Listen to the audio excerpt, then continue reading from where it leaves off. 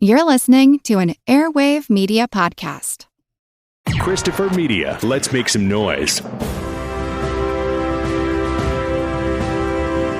Hold your ears, folks. It's showtime. People pay good money to see this movie. When they go out to a theater, they want cold sodas, hot popcorn, and no monsters in the projection booth. Everyone pretend podcasting isn't boring. Turn it off. Turn it off.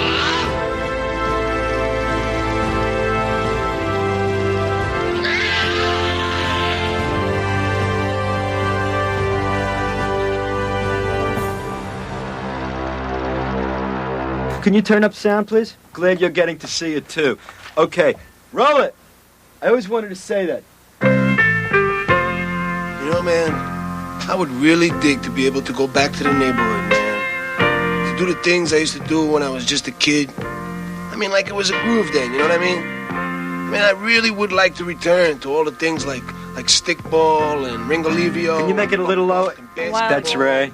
Playing in the streets. That's me with a gun. Oh, man. It was a groove in those days, you know? That's me, too. I did that in school. Always dressed sharp. And she was your love. Tyke, Alan. I was a sweet tyke. That's my mantra. Oma My mother, my Aunt Sylvia, me. I mean, it was sharing popcorn in the movie house and grooving with ice cream. Yeah, that's my father and my mother on their wedding. It was out of sight, man. But let me say this. Love between 5 people. Now that's heavy, man. Now that can be a groove. Especially if one of those people is me. Can you dig it? Because you should get together. Everybody should get together and get in your bed. It's my bed. It is? See, we use those.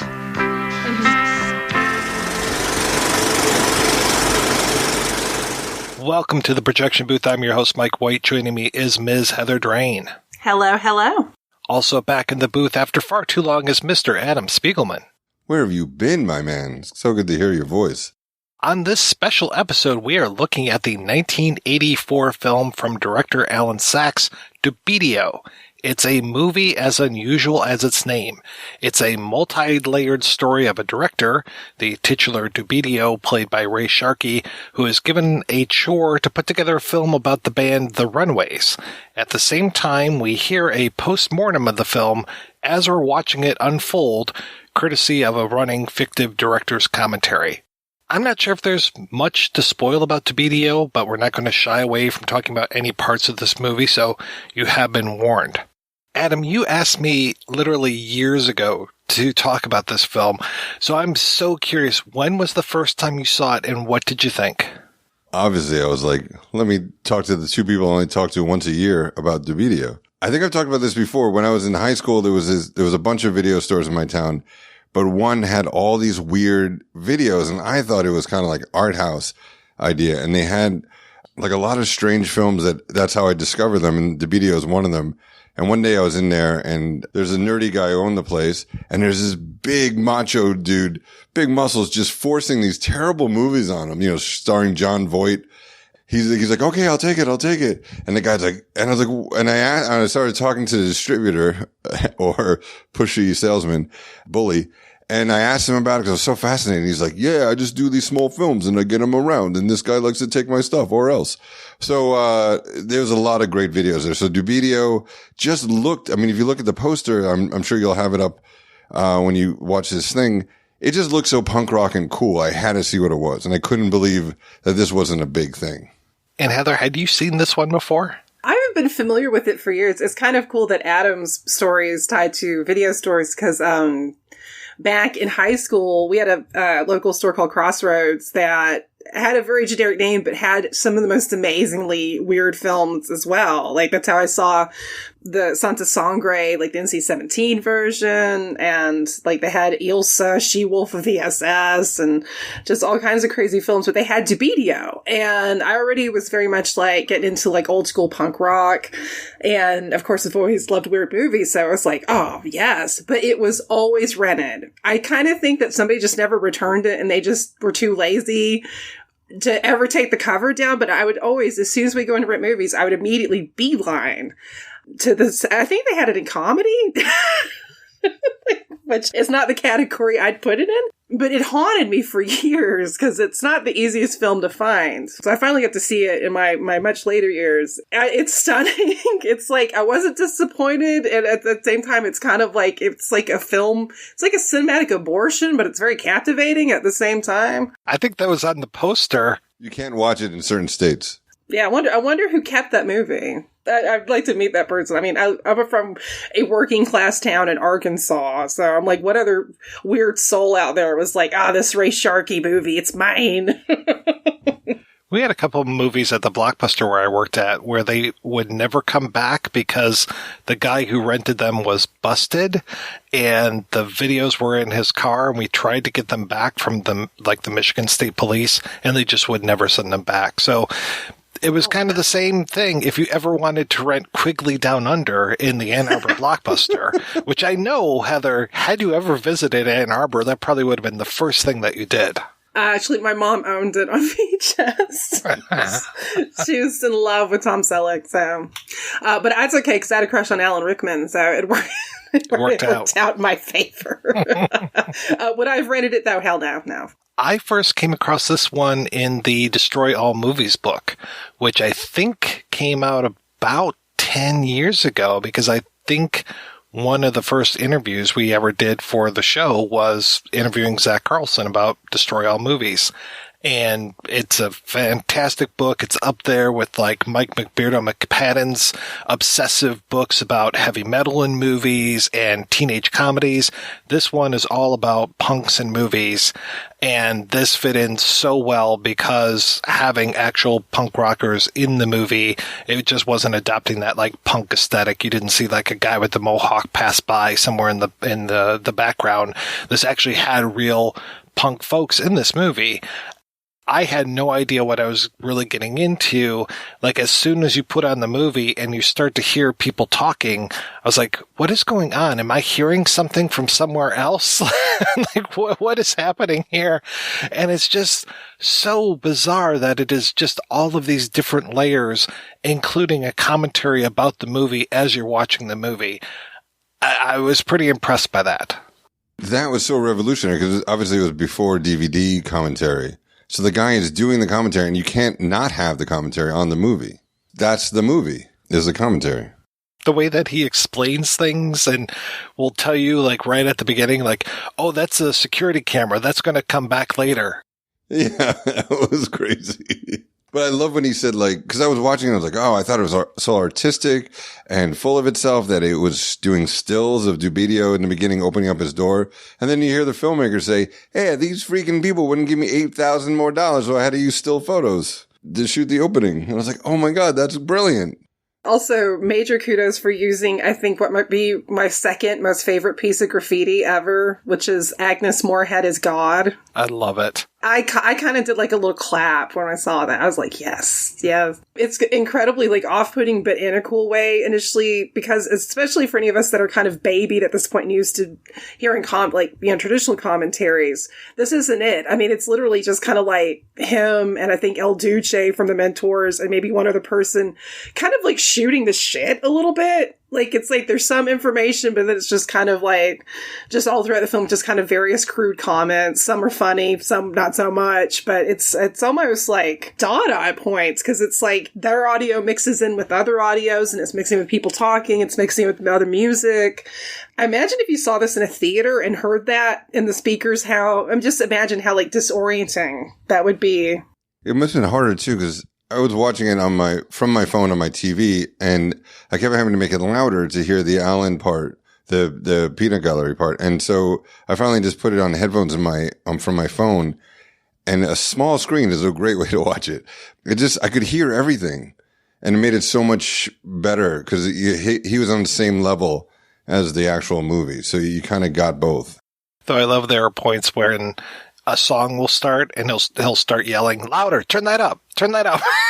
Yeah, because you want that anyway. Yeah, I love it. And you know what? Sometimes it seemed like I don't know if he did this on purpose, or I was just reading too much into it, or I felt bad that I asked you guys to watch this film, his real life commentary would match what was going on at Dubidio. Like, Dubidio's trying to convince this woman who just happened to walk into his apartment to stay and not leave. Meanwhile, Alan's yelling at some girl who wants to leave, and he's like, just stay for the next act. It's going to be okay. And he is obviously Dubidio. It's his, alter ego. So here's the guy you never see, like the filmmaker's alter ego and the filmmaker exist at the same moment. Just so we're not confusing the audience, because if you haven't seen this movie, you're probably not going to understand what we're saying. So let's kind of like spoon feed it to them a little bit.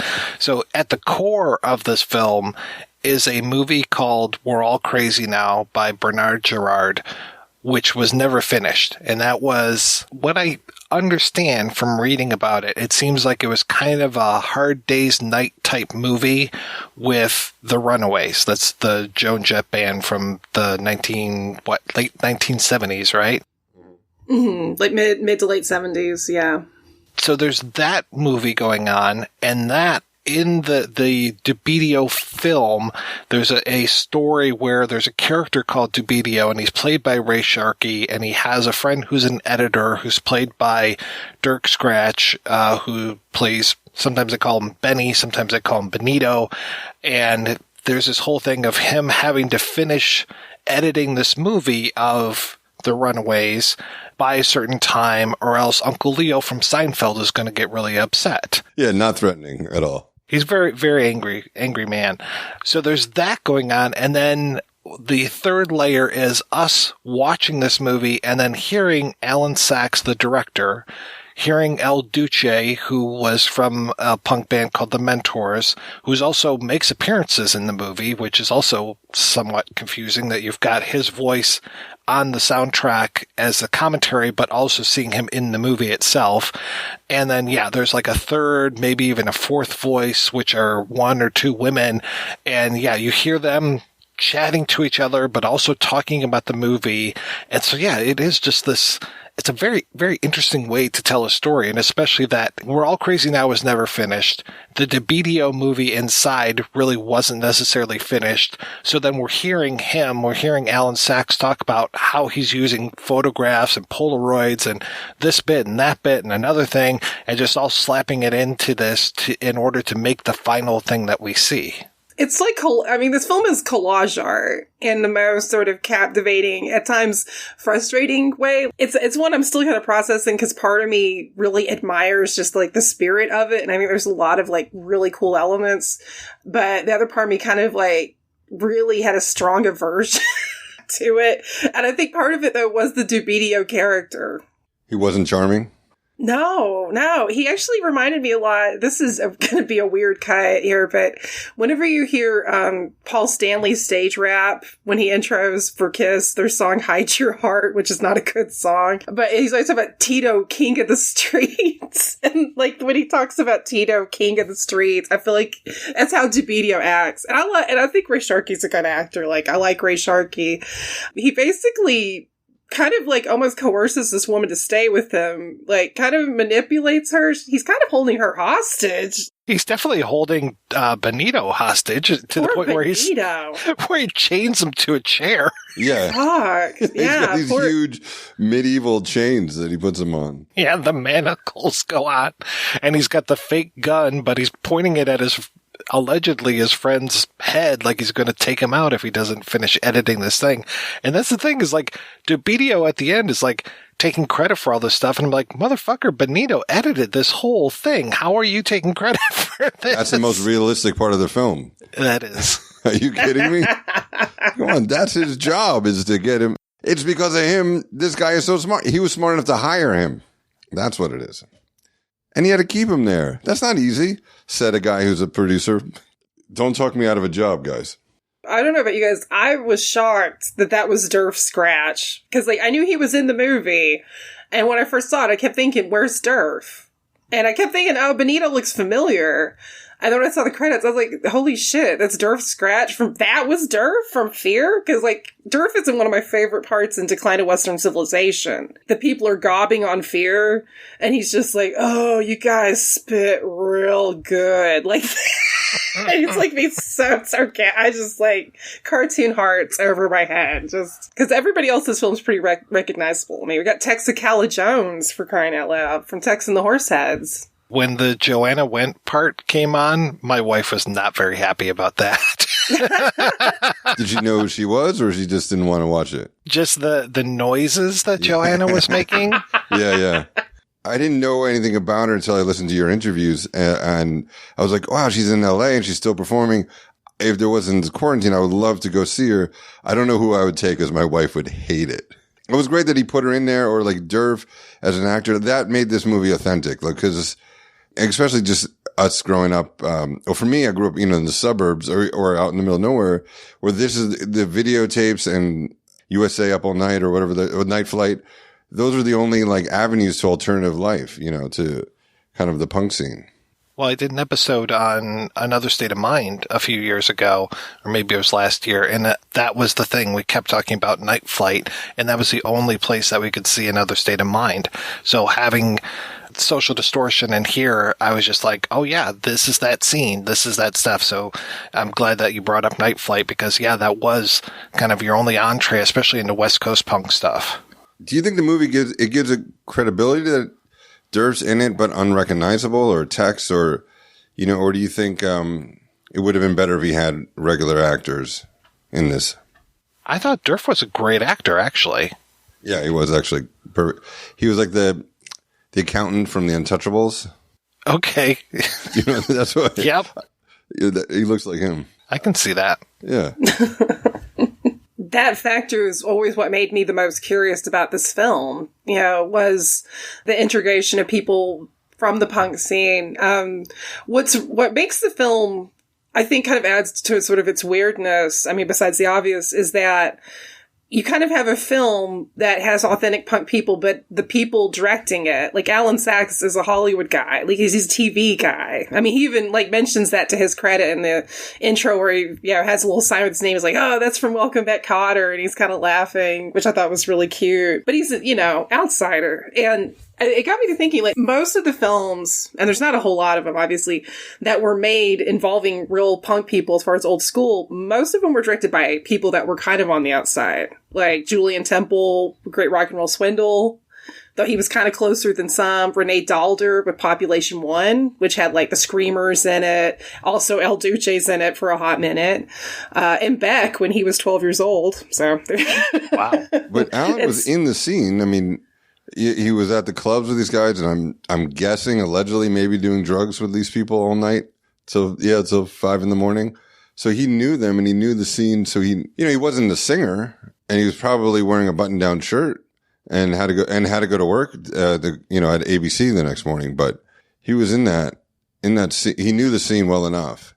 He kind of straddled both worlds. And I don't know, Ray, if you can get somebody who's 100% in the scene who can direct or can find the money, or can find someone who let him edit this film for 3-4 years or however it took, then yeah, that's great. I think that was his addition to it, was his background.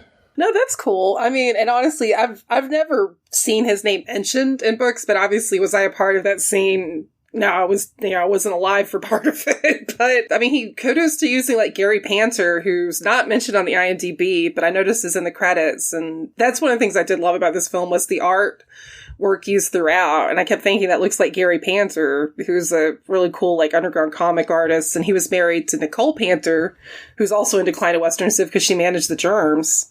And also went on to be kind of a cool actress, was in Pee-wee's Playhouse, like the stage version with Phil Hartman. Yeah, she's in that HBO special. Like, she's the one that Pee-wee tries to play doctor with. Like, it's so weird when you see that. It's so much dirtier. He looks for her underpants and he's upset she's not wearing any. Yeah, there's a great interview with her on Alice Baggs from the Bags has this great website called Women in Punk where she interviews all of the various women from the punk scene, including Nicole. Little side note there, but I highly recommend it for anybody into old school punk. that's nice that she was a manager of a band rather than necessarily in a band. Yeah, well, and that's the thing about the punk scene that I find really fascinating is that there were so many different types of people. It wasn't just like, everybody just thinks it's like angry white dudes, which is kind of what hardcore would become. But in the early days, it's like, no, you had women who were roadies, managers, just kind of in every facet. Photographers, zine makers. Kudos to Alice Bagg. She's not in this movie. She's not into she's not into video. Honestly, I think this has always been a film that seems to get a lot of kind of horrific reactions from women in that scene. And especially Joan Jett, which is understandable. Did you see the documentary about her on Hulu? On Joan Jett? I've seen one documentary about her. I'm not sure which one, though. She talks about how she met her partner because they are contractually obligated to do music for a movie, which is, they're all crazy now.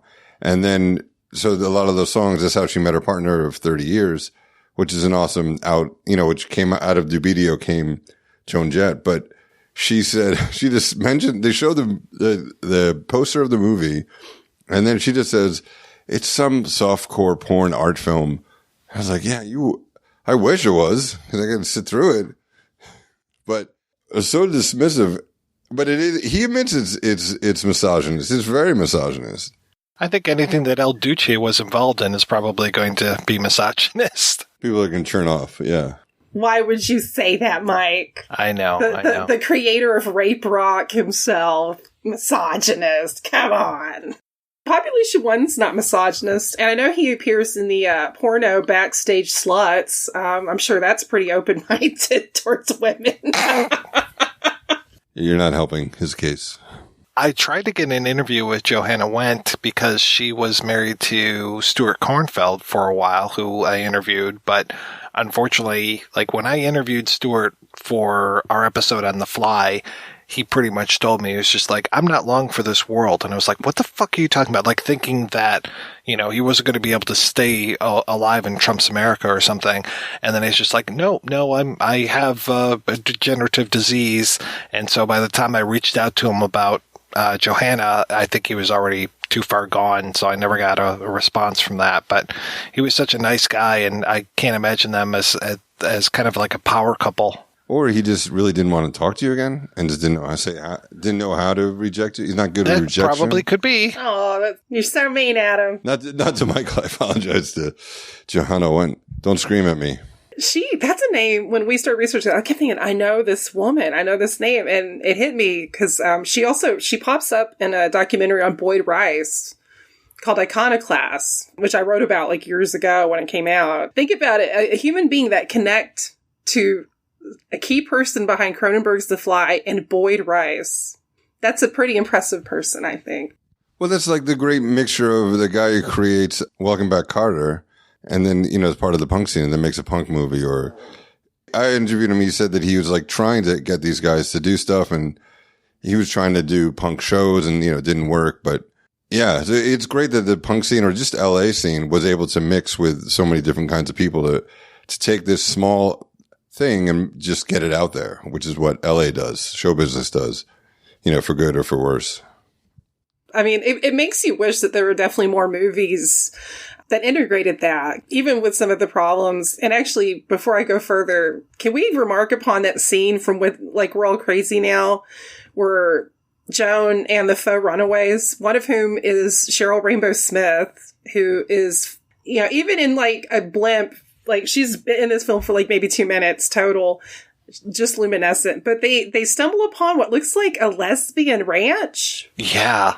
What the and fuck? But the main lesbian, she's all muscly and she's kind of hot. And I'm and the guys are ooh, they're being pretty homophobic. And it's kind of funny that they're disgusted but praising Joan Jett. I'm sure she's not adverse to the ladies, okay?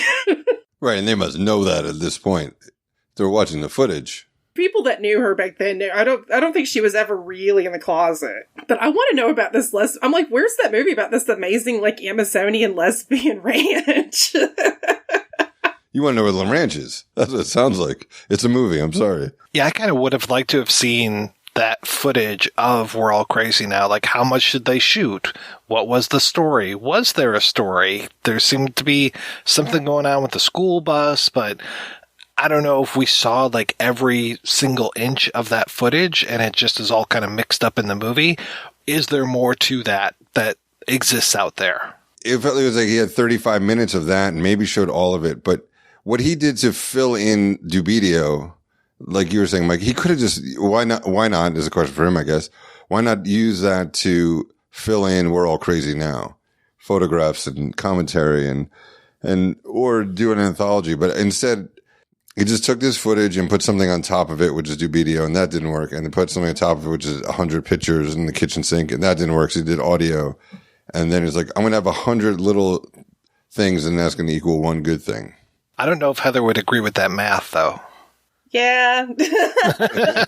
99. As a whole, I didn't, I don't know. I didn't like it. I didn't like the movie, but it has things I respect about it. And that's the thing. Like, anytime somebody does something like out of the box and out of bounds, and this film, even if somebody does completely hate it, it is out of bounds. It is a boundless movie. And I do have to give respect for that. And a lot of the music's really good. Because I am such, like, I'm a music person as much as a film person, if not maybe a little more so sometimes. The talking over some of the music irritated me. It actually reminded me a lot of the DVD of the Damned's Final Damnation concert, because half of the time they have some obnoxious guy talking over the band, and it's like, dude, shut the fuck up. I'm trying to listen to the song. Now, obviously, this is a little different, and even if it irritates me, I will give objective prompts to anybody that employs theater of cruelty tactics creatively. Also, the singing telegram rules. I did love that guy. He was pretty great. He was amazing. Who was that guy? Is that someone we should know who it is, or? He was just credited as Zachary. Yeah, just one name. Just Zachary. Oh, I was like, maybe he's like a punk rocker that cleaned up to do a singing telegram. Dude had some golden pipes. Yeah, he's credited in 2 other things. Ron Raphael Shimshivavivi, yeah, sure. An Angel After the Storm. And then he's in one called Squeeze Play from 1979. Wow, the Trauma film. I wonder if it's even the same dude. Like, that's the problem with IMDb is, like, I was looking up something on Andrew Nichols, who was in Night Dreams and Cafe Flash. And they have another credit for an Andy Nichols that's the same dude, but it's a different, it's just... your mileage is obviously going to vary. And you're right that so much of the credits for this movie are not on IMDb because it's like there are people that are missing, people with wrong names. It's a real mess as far as how this goes, because even when it comes to like the Mark Wheaton interview, it's like, okay, Mark Wheaton, you're credited once on IMDb, but then you have a different credit in the actual credits of the movie. So it's like, okay, yeah, you were more involved than just the one thing that's on IMDb. My favorite is when they'll lob somebody with the same name. It's like they'll have a silent film actress that was in like one D.W. Griffith movie, but then all of a sudden she's in like The Swinging Stewardesses. I mean, maybe it's the same lady. Maybe. You know what people are into. You know what I'm saying? Yeah. It's a weird part of the video store. That's a section beyond this section. Right. What did you think about the love interest, Bart, with her? The woman just walks in. She doesn't really have a whole lot to do sometimes. She's kind of stupid. I'm sorry. She's kind of a vessel. That's a vessel character. That's not really like a human. She's just kind of like this blonde, like suburban wife. It's like to me, it almost seems like a fantasy. Like this hot suburban blonde can come in and can like fawn over you and say, oh, you can do anything to me. And I'll do anything you want me to. She's there. I mean, the actress was fine. She's pretty. When he injected his punk influence. I know he uses the word injected. It's like, that's nice. He's talking about his dick, people. But I know, subtle. But she looks more like a she doesn't look punk. Like, her makeover makes her look like an extra from, like, the video for, like, Rocky Like a Hurricane by Scorpions. Or a zombie. I mean, they put so much. They went way over the top. Yeah, it's like Walking Dead. I'd love it, like, if the twist is, like she ends up getting, like, kidnapped by David Lee Roth, who also had connections to the punk scene. Right, he talks to you about that. The Zero Club that they talk about, was owned by David Lee Roth. Yeah, which is crazy. Top Jimmy. There's that guy, Top Jimmy, that was connected to that's mentioned in a Van Halen song. But I'm actually really glad, Adam, you mentioned that about Alan Sachs. Because that's actually, I had no idea he had real ties to it, but that does make it. He obviously had some good taste with the talent. He picked, because like Edward Culver involved, who's like one of the great like early punk rock photographers, and I mean he still does great photography. But I mean that's kind of more deep cuts. Like obviously he kind of went for like people. It'd be obvious to try and get like Exene Cervenka, right? But you get Texicala. Though I do love Exene. Well, before she went crazy, but maybe she wasn't available. I did find it interesting that there's the two dream sequences, that they have both Benito and Dubidio having dream sequences, because at first I was like, okay, this must be Joanna Wendt. And then I was like, no, that doesn't look like her. And then finally I was like, oh, okay, there's two dream sequences. I get this now. And that they actually kind of add a little bit to the movie. I thought that some of this stuff was well done. Sometimes it looks really cheap when it's in Dubidio's apartment, which is where we spend like 90% of our time. Like that looks, please Heather, don't chafe under this, but it looks like porn aesthetic. It's just like, maybe you could shoot this a little bit better. It doesn't have to be as flat as this is. I did find it interesting that they kept using like those shots of the audience, and then we find out at the end that the audience is actually there watching the movie because they were kind of integrated into the movie as we're going along. So it's like, oh, well, that's kind of a nice little thing that he's doing there. This whole movie is filled with like nice little things. Again, I don't know if they add up to 100%, but I do like a lot of pieces of this. And at the end, when they reveal that that's the audience, the filmmaker who's hanging out with a bunch of people who don't want to be there reveals that he used most of that footage from the Joan Jett movie, and he then faked the audience in his scene to match that. I don't know. It's so funny to get like a behind the scenes while you're watching the movie. You can't say it takes you out of this movie because everything takes you out of this movie. It's just harder for me to recommend the movie because of and he puts it in on purpose, but all the, like the super violent stuff. Do you think the super violent images that he throws in that just happened to happen, do you feel like it would have been a more palatable film if that wasn't there? It was less punk rock that way? I don't know. It's always, to me, it's sort of like not what you do, but how you do it. And sort of some of the integration of it feels kind of forced, in my opinion. And I'm not like some shrinking violet. In fact, I mean, like forced in a way where for me, it doesn't like work rhythmically or creatively. I mean, I get it, but I don't know. It just didn't do it for me, I guess. And I love, and I love a lot of stuff that's like, considered offensive as far as art goes. Like some of it, I could have done without the dead cat for sure. Far be it for me to tell somebody how to express themselves. I mean, it's kind of, when somebody kind of goes beyond the pale, you're kind of already taking yourself out of like ever being like a mainstream kind of person or deal. And I respect that. I just feel like, I don't know, it's kind of, to me, punk isn't always about violence or being, to me, punk has never been about being shocking. Punk is just about being an individual and doing it yourself. And like the old school punk, because at this point of era, punk is kind of shifting a little more hardcore too. Like the earlier stuff, the Screamers didn't sound like the Bags. The Bags don't sound like Suicide. Suicide don't sound like the Damned. Everybody sounded different. There wasn't like a uniformity in expression. That was the point of it, for it not to be uniform in expression. And if I can just make another production point, the cat wasn't dead. He just didn't want to call back Mike. Mike's lovely. Of course, any cat would love to call Mike. Mike is well renowned. I'll have you know, sir, in the cat community. Cat fancy. Cat fancy. Meow. Cat fancy, goddammit, said projection booth is the perfect. Is perfect. After watching this movie, I actually for work have to watch Cats and Dogs Part 3, Paws on Patrol or something. About talking cats and dogs. God, that's more offensive than Dubidio. Is that for your day job or for your podcast? No, for my day job. How dare you? Wow. And I'm looking forward to it. You handle much more high quality stuff on your podcast, I understand. Yeah. Like a talking cat? A talking cat? Oh, that's a great film. Right. I've had to make some very ill-fated creative decisions with video for my day job, so I feel you, Adam. We're not saying it's bad. We love everybody. We love everything. That's right. We love everything, especially because it's an era of love. But I'm just saying the contrast of the two films. But yeah, as a teenager, and maybe when you guys saw it too, when you get a peek into a world you don't live in, and this guy's just like, I'm just going to do whatever the fuck I want. And that, that kind of, it's a punk rock film about punk rock. That wasn't just me. Did Dubidio as a character seem kind of like a poser? It kind of goes with what you're saying about Alan not really being a punk rocker.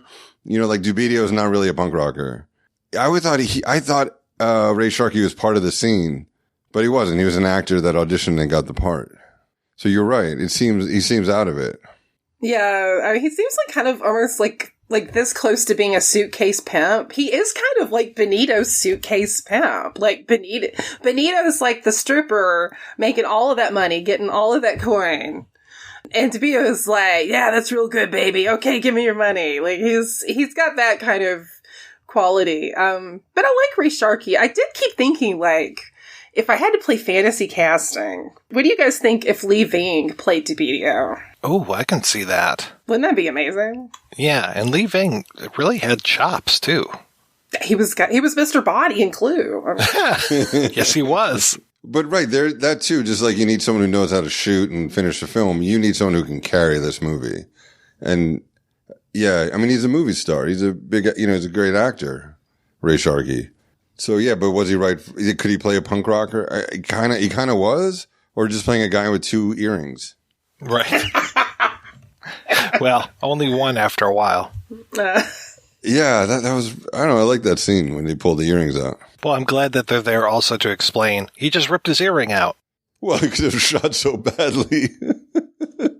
I mean, was anybody else expecting him to make some, like, homophobic comment? He's like, oh, shit, now it's in the wrong ear. Like, because you remember that whole thing in the 80s? Right ear, queer, left ear, buccaneer, or vice versa. I can never remember which it was. Yeah, because if you wear it in one ear, you're like a pirate, and if you wear it in the other. Oh, I see. They both sound the same to me. But that's the problem, Heather, is that you don't know which ear is the wrong ear or the right ear. You don't know. So I had an earring when I was in high school, and I just I thought the left ear would make sense, and luckily no one else knew the difference, and no one questioned it. Why I had an earring was a better question. Mike, did you have earrings when you were younger, or still do? I used to have one in the left ear, and then the hole closed up, but yet it left a mark for whatever reason. So yes. I did get it redone a few years ago, and then I let it close back up again. I did one and then 2 studs and then 2 studs and a couple of hoops. Wow. Yeah, I went crazy. But luckily that I became a waiter and they're like no earrings, so that saved my life. But they're still there, the holes. Anyway, let's talk about this film. Is that bad that we're talking about earrings and so we don't have to talk about this movie? But we are talking about the movie. All right. Because it all goes back to Dubidio's, that name. That was his nickname. By the way, I thought that was so cool. I was a teenager. Is that Team Poser? No, I don't think, no. I mean, I'm laughing because it actually makes me think of another movie, Highway 61, which is a great movie. And there's like a Quebecois cover band, and they're all like, we do not just cover BTO, we also cover Metallica and Gun N' Roses. And so when I hear BTO, that's what I think of, as somebody referring to Bachman Turner Overdrive. Oh, jeez. Took me a while to figure that one out. BTO. Yes, BTO. They're taking care of business, apparently. This film, like, have you guys ever seen a film that on one hand, like, is so bad that you have, like, a strong reaction, but yet you kind of respect it? Not to talk about another movie, but Bamboozled, Spike Lee's movie. I love that movie, but it fails so many places. The choice to do the weird accent for the lead, the shooting on video sometimes works and sometimes is annoying. But I don't know. Have you seen that movie? I actually haven't. I've wanted to see it for a while. I just haven't gotten around to it. I have seen it, and yeah, I do agree with you that there are some things in there where it's like, oh yeah, this is cool, and then others where it's like, oh yeah, no, this is pretty bad. Thanks, Spike. Thanks, Spike. Why did you let that happen, Spike? We trust you. But I guess the appealing part about the Dubidio is it is like it comes from something organic. Like they are real people from the punk scene in it. They're real pictures from the real photographer and artists. And so really good. It's just it's all thrown in there, but you get to see that scene, that world. Whether it's enjoyable is on you. Heather, I'm really glad that you brought up the whole faux runaway thing. And I had caught that one of the faux runaways was a woman named Kathy Valentine, and I could not find anything about Kathy Valentine from the Go-Go's having a connection to the Runaways, except that she apparently did try out for the Runaways at one point. There's a story that she posted on her Facebook about that. And that, I can't remember the name of that super awful manager that the Runaways had. That would be Kim Fowley. Yeah, she does talk about how he just gave off this horrible vibe and that she wanted to get the fuck out of there as soon as she possibly could. I actually made a joke to my husband while watching this, and I'm like, Joan Jett was managed by Kim Fowley, and somehow this is still sleazier to her.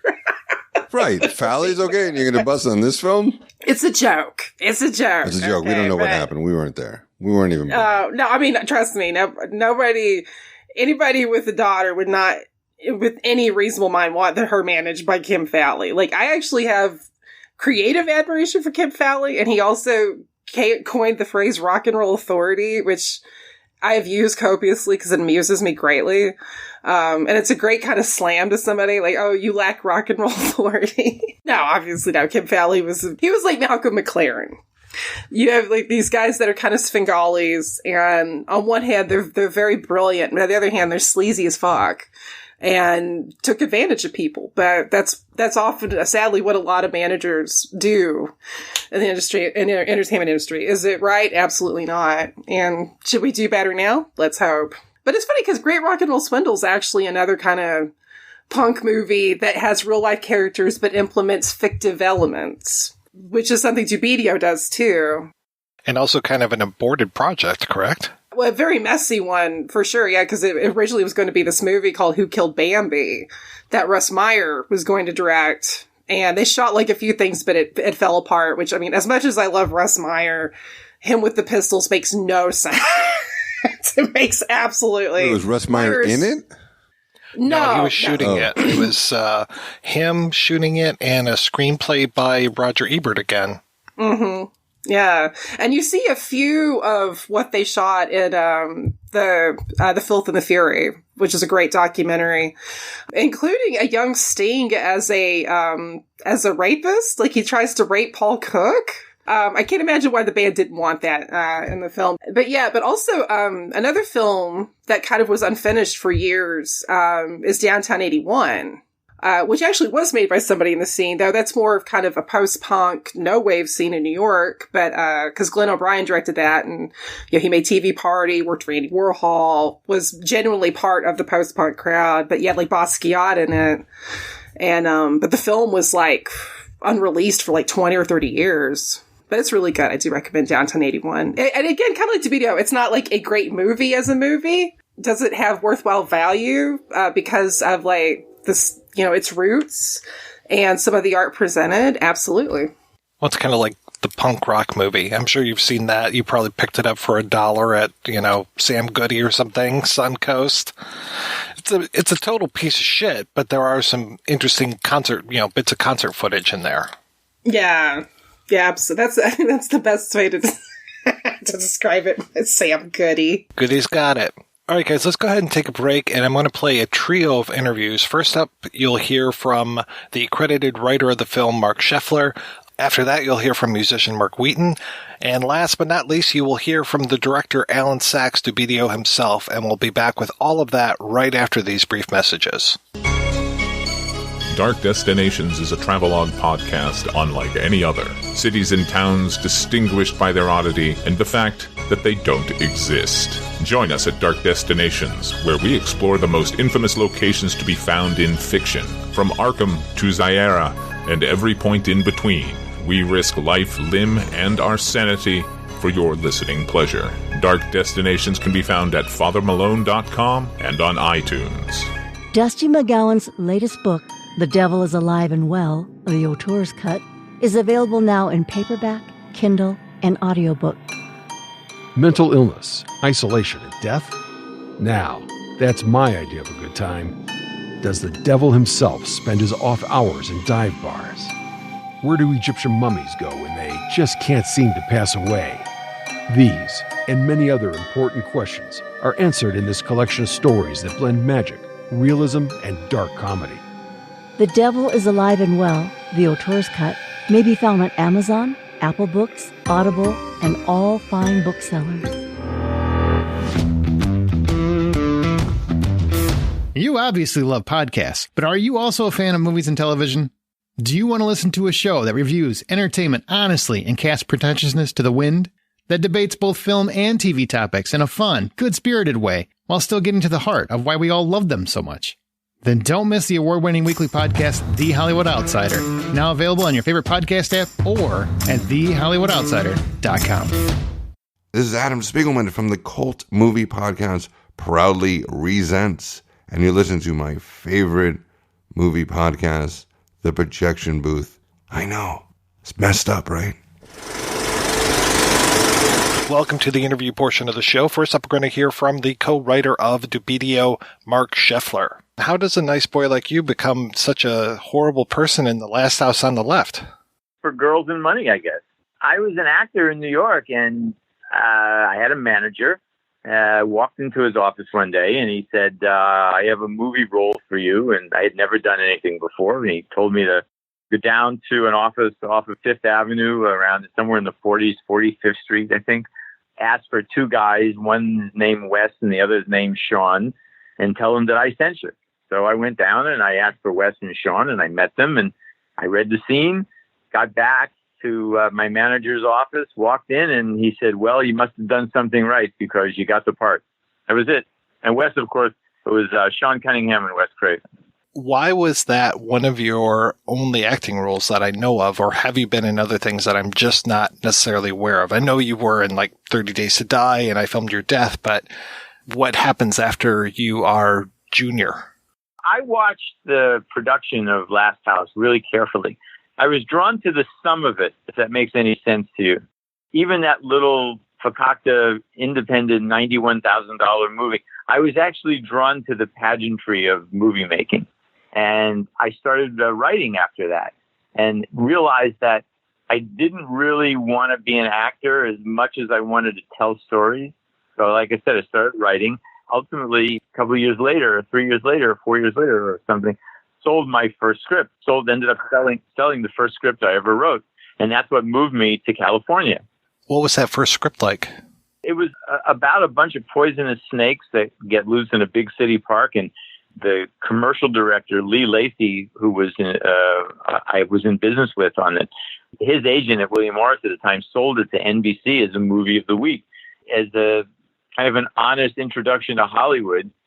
In the middle of this process, after they had paid me and after it was on the schedule and after everything was set, a new creative regime came in at NBC and shit-canned all the projects of the previous administration. Mine was one of them. So it never got made, but I got paid. I got an agent. I got an apartment and a car, and there I was ready to go. So what do you do after that?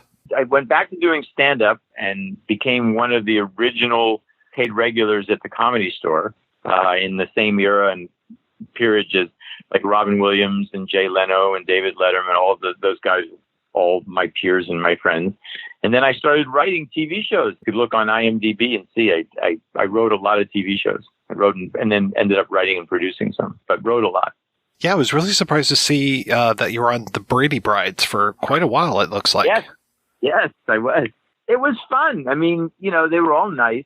Everybody was like, in that particular crew was really, really nice, from Sherwood Schwartz to his son, Lloyd Schwartz, to Lloyd's sister, Hope Sherwood, who was a young writer on the show. And, that was a very nice crew to work for and nice to be around and part of TV history. So that was nice too. So how does Dubidio come into your life? Alan Sachs and I are really good friends, and we became friends instantly back in the day when we met, when an agent of mine, Beth Uffner, sent me to meet Alan, who was looking for a writer to work with him and the late Stanley Meyer and Handelman on a project they were doing at NBC. So Alan and I met, we became friends, and it turns out that Alan at the time was a long distance runner, and I'm a long distance runner. At least I was until I got hit by a car a couple of years ago. But I'm a long distance runner, and he and I started running together, and we became good friends. So whenever Alan would do something from a certain point in time on, if there was a place for me, he would try to find it. One day, he called me up and said, "Want to go take a run?" And I said, "Yeah, sure." So we're running through Beverly Hills, and I said, "What's up?" And he tells me that a guy he knows who owns a post-production facility has, I forget how much film, I'm going to say 35 or 40 minutes of film that was shot. And what happened was somebody started shooting this film with Joan Jett, and they ran out of money, and they couldn't raise any money. Somebody acquired the negative. This is getting to sound a little too filmy. Let me know. This guy, Ted Gomillion, who owned kind of a mid-level post-production facility called Gomillion Sound. They being the production company originally on this film, did post-production at his place and couldn't pay the bill. Yeah, I think that's what it was. I think they did post-production at his place, couldn't pay the bill, and he just seized the negative, right?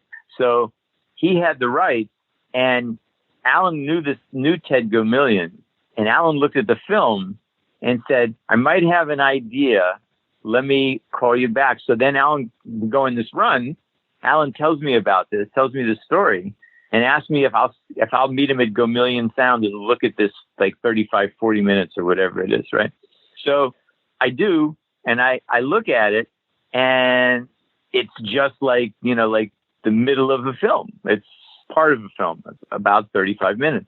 And Alan said, "What do you think? What could we do with it?" And I said, "I don't know yet. Let me think about it." So I went home and fired up a big doobie and got real freaking high and kept thinking and thinking and thinking. Had a rough idea. Something came to me, called Alan up and said, "Let's go on a run tomorrow and we'll talk about what I think." So we went on a run. The bare bones of the idea that I had was, a situation like this, you have to face your production limitations, right? We knew that Gomillion wasn't going to put up a lot of money, but he did say to Alan that he would put up some money if we could figure out how to finish it. Okay. So Alan, well, what if we did this? Instead of trying to finish this, which would be a fucking nightmare, why don't we just use this and create some kind of other mythology of which this is a part, so that all we have to do is shoot interstitial scenes that we can figure out how to cut in and out of this. So Alan liked that idea. He said, "Yeah, I like that." So then Alan and I got together and then came up with the character of DeVito that, and we took the real scenario that was going on, that this was a person who had started to do a film and couldn't finish it. And we just amped it up and raised the stakes by putting him in business with gangsters instead of legitimate businessmen who could take a loss on their taxes, right? So we made an outline. Alan and I wrote up an outline, gave it to Ted Gomillion, and said, we can shoot all the locations around here. You've seen the film. We created this character, DeVito, got Ray Sharkey to do it, and that was it. And then we just made it. We shot those little scenes and cut everything together. Well, then it's like you go one level higher, and then you've got the commentary on top of it going as well. That was an afterthought, but yes. How does El Duce get involved? He was a friend of Alan. I didn't know him. I mean, I had no relationship with him. So, yeah, all of those characters. DeVito was kind of like a combination of some real people that that Alan and I knew. Okay, Alan being one of them. Elements of people. Alan is clearly not that manic, but we know people who were once alive who were as manic as you saw as DeVito. How much footage do you estimate that you guys ended up shooting? I have no idea. I don't know. I don't know. I really don't know. I just know it was a lot of fun. I remember this being a lot of fun. This little challenge that we had was, and I love Alan. And Alan and I are still really, really good friends. So this was all him. This was his baby. I mean, after you come up with the story idea, are you helping out like with casting and behind the scenes and all that stuff? I don't imagine you just... Oh, no, Alan and I did everything together. We did everything together. No, I was on this, like, I did everything with him. Yeah. Alan and I, like, really, really close. You know, we're just really good friends. We've stayed good friends since, I'm going to say, 1977. Yeah, this was a lot of fun to do. This was quirky and nutty and fucking out, you know, as outrageous as our version of a John Waters film. Yeah, I can't say I've ever seen anything like it. Oh, no, there's nothing like it. It's just bizarre film. So tell me a little bit more about some of the people that were in it. Tell me about working with Ray Sharkey and Durf Scratch. The way we got Ray Sharkey was, I think either Alan knew him or somebody Alan knew Ray. Alan had an apartment like off of Sunset near Doheny, and we did auditions there. And we wrote, I forget one of the manic riffs that we pulled for the video's audition, but a bunch of people read for it. And Alan and I would sit there and just close our eyes, you know, and listen to it. And no disrespect to any of the actors who read, they were all good. But there's a certain symphony when, like, it's coming out of the right voice. There's a certain thing that tells you. And Alan and I were in sync. We were on the same page. So we were listening with, you know, the same set of ears. Ray Sharkey came in and we goofed around for a little bit. He sat down and he started reading the video. He looked at it for a few minutes, started reading the video. And Alan and I just, we had our head down. We were listening. And at some point in time, literally, like I think the same moment in time, we looked up at each other and we looked at each other's eyes and we just went, yeah, that's it. That's it. We're hearing it. And that's how Ray got involved.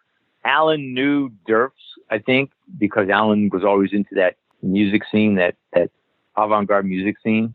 Whatever the next wave of music is from the wave of music that is now, Alan is involved in it.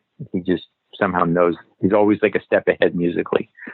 Then we got Len Lesser, who, of course, is of Seinfeld fame, right? And Clint Eastwood fame, to play the bad guy. And that was it. And then the girl, who was nice. It was also pleasant. 4 or 5 people in the cast. That was it. So it sounds like you guys had just a blast making this movie. It is. It really, I told you that like initially. It is a lot of fun. I try to have fun no matter what it is I'm working on. I try to have fun because otherwise I'd have a real job. So were you there during the editing? Because the edits in that movie are crazy. I was there. My recollection is that I was around for pretty much that whole production. You know, aspects of that whole production. So once it's all done, what happens? Do you have a premiere? Do you immediately try to sell it on video? What's the story there? I think we had a screening. When I saw it, I just looked at Alan and I said, you know, like, no one's ever going to buy this. It's cute and it's fun for us. And I don't think anyone's ever going to buy this.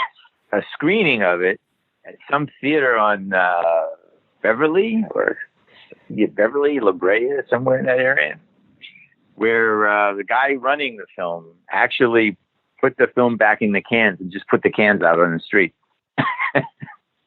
Something really different. I said, yeah, Alan, it is really different. You're right. I agree with you. Look, for us, it's fun, you know? And I didn't say that because I thought it was like horrible work. I just thought it was so kitsch, you know, so like in such a narrow category. So I don't know. Not many people like it. There are certain people I've worked with in my life. I don't care what they're doing. If they want me to work on it with them, I'll do it. Because it's fun, you know, and you make Alan and me. We did a couple of pilots. We did, let me see. Yeah, mostly pilots. A couple of other things. I'd have to look on my resume because it's a long time ago.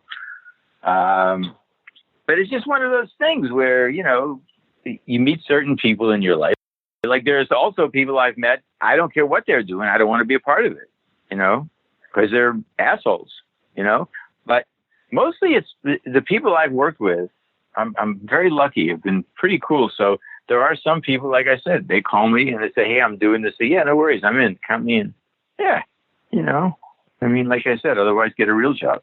I remember being just so happy to see in 1992, which was the Happy Days reunion special. Yes, I wrote and co-produced that. Again, another project that was a ball to do because of the people involved. Everybody involved. Just great to work with. Just fun. Just pleasure to go to work. Can you tell me a little bit about 30 Days to Die? I contributed. Let's not get Writers Guild nonsense. Let's just say that I had ideas that I wouldn't say were really writing. Okay. Again, somebody I knew came to me and said, "Hey, look, I'm doing this film. I don't have much money, but it could be fun and whatever, and take a look at it." So I read the script and I said, "Need some work. The script that I read. This is what I suggest you do with it. If you can do that, I'll spend a few days in Lake Arrowhead with you." They made some changes and we got it to a point where it looked okay. And I said, "Yeah, sure. Okay." So that was it. I went, spent a few days with some young girls and some people and had some fun. What was it like working on How Bugs Bunny Won the West? My experience with that is that Warner Brothers is not used to having to pay residuals on things that have animation in them, but because because they specifically said, "We want to have a live action host." And I said, "Sure, what the fuck?" Now they have to pay me residuals. That's a whole other story. That was an interesting thing. I was a young writer, newly signed at William Morris. Was that William Morris? Yeah, I think it was at William Morris at the time. The agent sent me out for this to meet the guy who ran the Bugs Bunny division of Warner Brothers. His name was Hal Gear. That's Geer, and you could see his name on a zillion cartoons. So he had his own little fiefdom over on the Warner Brothers lot. So I go over and meet with him, and I was already approved by Warner Brothers. So it was like a thing that my agent had introduced me to the Warner Brothers people previously. They liked me, and that's how it works for writers, by the way. I don't know if you know anything about that, but that's when you're starting out as a writer, especially as like a TV writer, because that's like, you can become really employable and become a real earner. Your first season previous to, any kind of employment, your agents and managers will start setting meetings with their contacts at the studios and networks so that they can put a face to a name.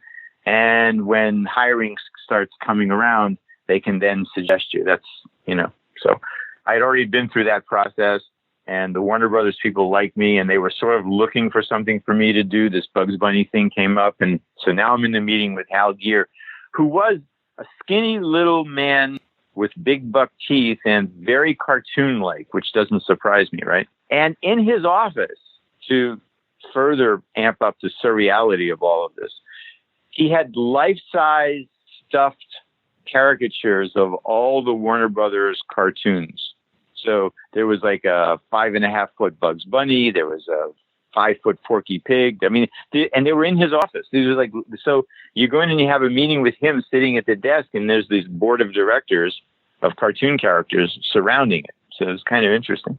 So he and I talked for a while, and apparently Warner Brothers had said to him something along the lines of, "Unless you hate this kid, give him the job," right? So I made enough of an impression on him in the meeting that he said, "Okay, we'll have the studio call and close the deal, and you can start Monday." So he and I had some meetings.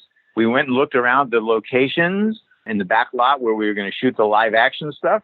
We pulled the cartoons. I spent, a couple of weeks at Warner Brothers screening every Bugs Bunny Western cartoon and the footage that I wanted to use, made notes of the time codes and strung a story together, put an outline together. We hired Denver Pyle, shot the interstitial, takeoffs and landings, and there you go. So you almost did with this what you're going to end up doing with DeBedio by taking pre-existing footage and tying it together into a new story. Yes, I did this before I did DeBedio, correct. So how about now? What are you up to these days? I'm back doing stand-up. I got to the point in my life when I thank my lucky stars I don't have to do anything. So I have gone back to the thing that was my first love, which is getting up on a stage and making people laugh with just me and a microphone. I have to say you have a very young voice. Yeah, I'll be 70 in a couple of months. It's the immaturity that is the center of my soul. It just comes out through my voice. Well, hey, thank you so much for your time. This was great talking with you. My pleasure. Anytime.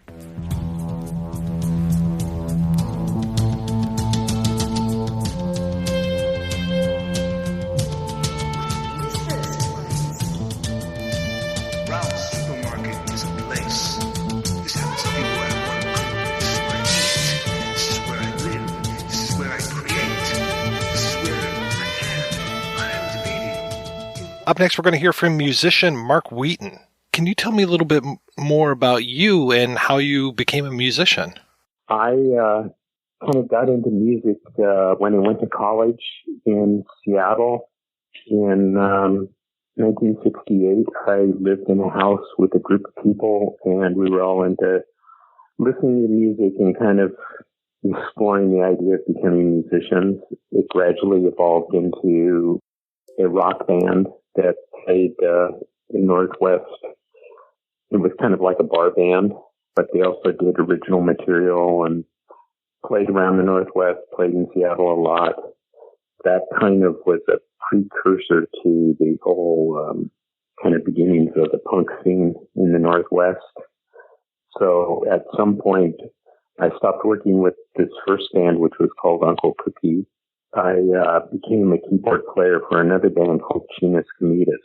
Chinas Cometas was also part of the punk scene of Seattle and toured a lot. And at some point, and Chinas Cometas was also kind of associated in some ways with a lot of people who were artists in Seattle. One of these artists was this woman, Sheila Klein. At some point, we decided to go and do some shows in Los Angeles, and Sheila said, well, if you're going to Los Angeles, you should look up my friend Johanna Wendt, who was also from Seattle. So that's what happened. So eventually I started working with Johanna Wendt instead of Chinas Cometas, and that was basically the beginnings of that whole period. What was that first meeting with Johanna Wendt like? Actually, what happened was when we got to L.A., we looked up to go to some clubs, and we saw that Johanna Wendt was playing at this club, Hong Kong Cafe. Because I knew her name from Sheila, we went to see it. So my first encounter with her was seeing her performing at this club. And then she came over and visited us. The band was staying at a friend's house, and so she came over to visit, and we just kind of became friends. And so when that band broke up, she invited me and my brother Brock to play in her band. So that was basically what happened. What was her act like when you first saw her? Very visual and chaotic and crazy. She, would gather a bunch of, I guess what you would call them, props and costumes, which are basically things that she found in dumpsters, and would kind of concoct into costumes by using glue and sewing and so forth. And then she would pack all this stuff in cardboard boxes and take it to the show. In the course of the show, she would just start pulling things out of the box and put on a costume and say crazy things into the microphone and throw things at the audience and jump around. And that's what it was. There was no organized kind of idea of what she was doing. She hadn't pre-thought it too much other than what she gathered up as her props and costumes. Musically, it was just make a bunch of noise on stage and start playing when she got on stage and stop when she stopped. We didn't rehearse. We didn't plan anything. It was just completely spontaneous. Around what year was this when you joined up with the band? That was about 1979. I think in reality, the first show that I did with her was early 1980 sometime.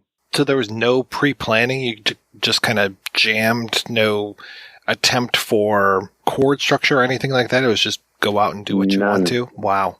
It wasn't improv, like free improvisation like jazz or new music. It was my brother on drums and myself on synthesizer.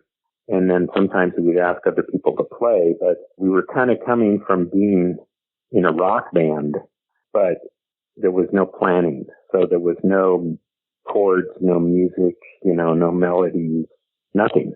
really. What was that like to go against probably your instincts? Well, it was very liberating in a lot of ways because, you know, you could just react to what was happening at the moment. You didn't have to think about it or worry that you were maybe making a mistake or any of those aspects. But it was a little bit, you had to kind of like say, okay, this is okay. I'm not really faking it or whatever, you know. Well, just because the expectation of rock bands was that, you know, you figured out all your stuff and you got up on stage and performed it and tried not to make mistakes and tried to put energy into it, you know. So with Johanna, it was just, you know, literally start at the beginning and stop at the end, and that was it. So I imagine there's not a lot of rehearsals that are going on. There were no rehearsals at all in those days. And it was great in that sense because the band members could come in and just do the gig and didn't have to think about it. You didn't have to worry about it. I mean, later on, Johanna started becoming more structured. She would start to storyboard out ideas. But even then, I would come up with music for her that, you know, was pretty much whatever I wanted to come up with. And that's what it was. It never was like art directed or like a film project where things are analyzed and say, well, maybe we should do more of this or less of that or whatever. We never did any of that. We just, you know, trusted our instincts and went with it. So I know the dirty little secret of performance art is that you are making money hand over fist and able to support your lifestyle completely with that, I'm sure. So what are you doing to keep bread coming in while you're working on that? You know, we all worked day jobs. Johanna had a day job. My brother worked at a motorcycle repair shop. And before that, he worked at a clothing store. There was a part of LA on Melrose that was kind of the new wavy boutique part of LA where there were a lot of shops that catered to the culture at the time. And so there was a store there called Let It Rock, and my brother worked there, which was a rock and roll clothing store. And I worked at used record stores a lot, really just rudimentary day job kind of stuff. What was that collaboration like when you guys would work together? She really focused on what she was going to do. And like I said, that was primarily just her roots. I don't know if you know what her performing roots before she was performing in rock clubs. She was doing street theater with a person named Tom Murin, who was a kind of a performance art comedian who originally was a lawyer and kind of turned his back on being a lawyer and he moved to New York and started doing avant-garde theater at places like La Mama and those kind of things. And eventually he decided to just go out on the road and perform, you know, wherever. He met Johanna in Seattle in the earlier part of the 70s, and they would just do these street theater performances where they would gather up props and costume ideas from things that they found on the street and then just pull them out and do wacky things. There was no music. There was no, you know, it wasn't in a venue. It was just literally like at a farmer's market or wherever they happened to be. And they would travel all around the country, and they went to Europe and performed in London and then eventually came back to the United States, and Johanna ended up deciding to stay in Los Angeles and Tom stayed in New York. So when Johanna stayed in Los Angeles, that's when she kind of started the whole performing at punk club kind of thing, as opposed to being just on the street. Really, in terms of her thing that she did in those days, it was pretty much an extension of that, just like find things and come up with fun things to do and then go to the show and do it, you know, and a lot of her impulse came from like dream imagery and allowing her subconscious to kind of take over so that it was almost like she was in a kind of a trance state when she was performing. She was like performing these things that were just kind of spontaneously coming out of her that were inspired by the props and costumes she found. The purpose of doing the music was to create an intensity and an energy that she could feed off of to do what she was doing. initially, that's all it really was. It was like she would say, "Oh, we got a show at the Hong Kong this weekend. Can you get some people together?" And I would call up some friends and say when the showtime was, and we'd go and do the show. And that was it, literally. I mean, there was no collaboration in the sense of trying to figure it out. Later, when we started doing stuff that wasn't with a backing band, where it was more like me coming up with pre-recorded kind of soundscapes that she used. So I would play tapes. In the time it was cassettes, like loops of cassettes, and I would have maybe 5 or 6 cassette decks playing, and some of them would have rhythms, and some would have sound effects and voices and electronic effects and just whatever I could find, just kind of what she was doing, but with tapes. And then I would bring all these different loops up on a mixing board and kind of dub mix them, where I would pull things up and down in the mix to kind of fit what she was doing. So there was no band. It was just her on stage, but that was the kind of the sound backdrop. And then later that evolved into actually using computers and samples and sequencing software to create little soundtracks that were more musical. So it eventually evolved, but the earliest days, it was really just being up on stage and doing, just kind of letting it go. There is, some good evidence of that that's out there that people can see. I mean, we have videos of that period up on Vimeo and so forth. So you can kind of see some of the evolution of all that stuff. How many years did you guys collaborate together? I mean, I'm still collaborating with her. I mean, the last time we did a show as such was 2007, but, I've been working with her, helping her collect her archives and digitize videos and kind of maintaining the archive. And I don't know if she's going to be doing many, performances like she used to, but she does have a show coming up at a gallery here in LA soon. So it'll probably be more like a show that shows her costumes and plays videos and that kind of thing. You have recorded a bunch of stuff over the years.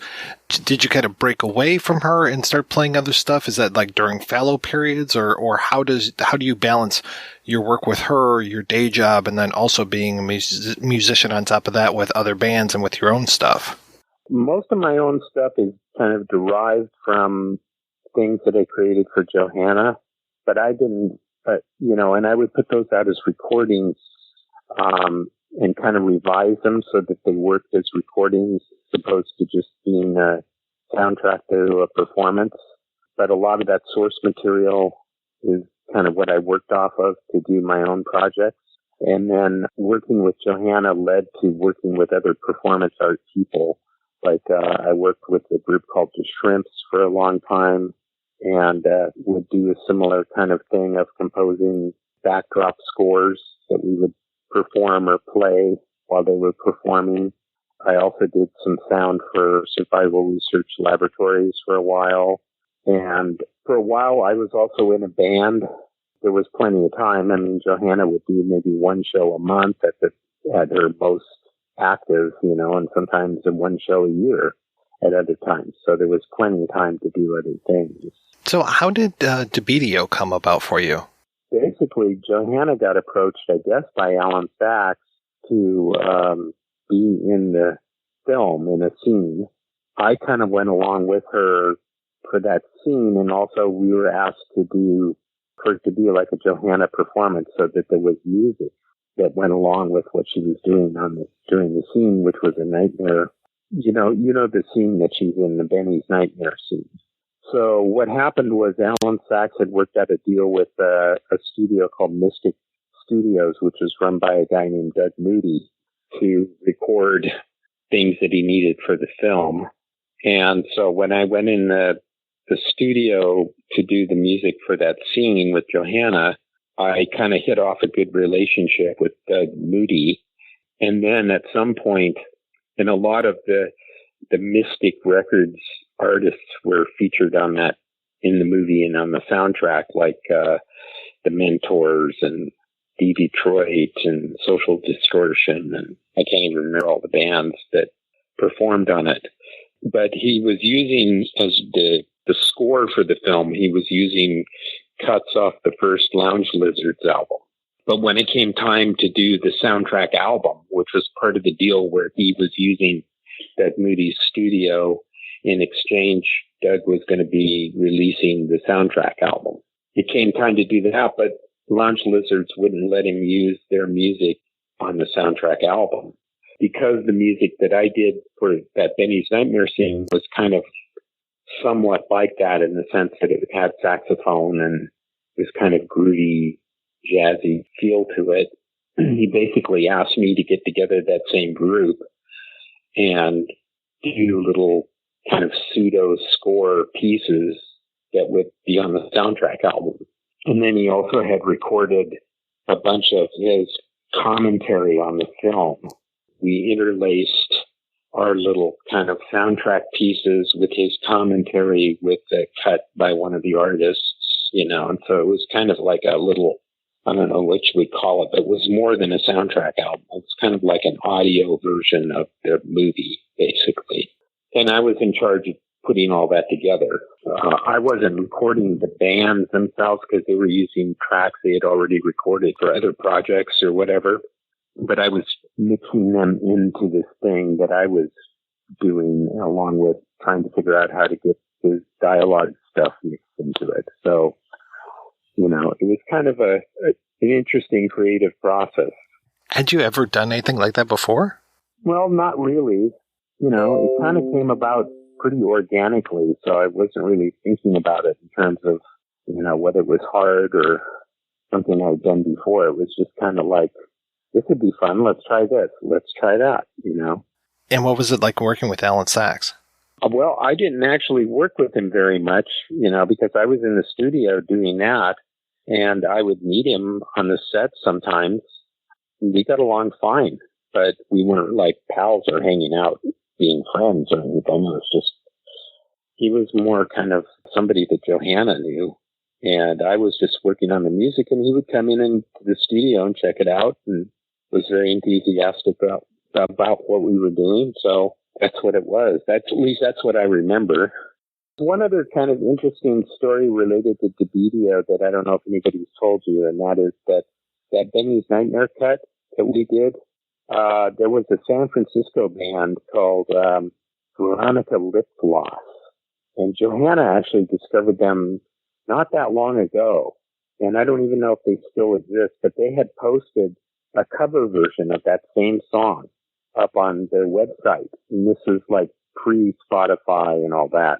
It was a pretty great version, but the fact that they even heard it in the first place, because that, you know, first of all, that movie didn't get a lot of distribution, but then the soundtrack album, which is on Mystic, pretty much barely got released. I mean, I don't even know how many copies actually went out into the public, but not very many. But somehow they heard that cut and did the cover version of it.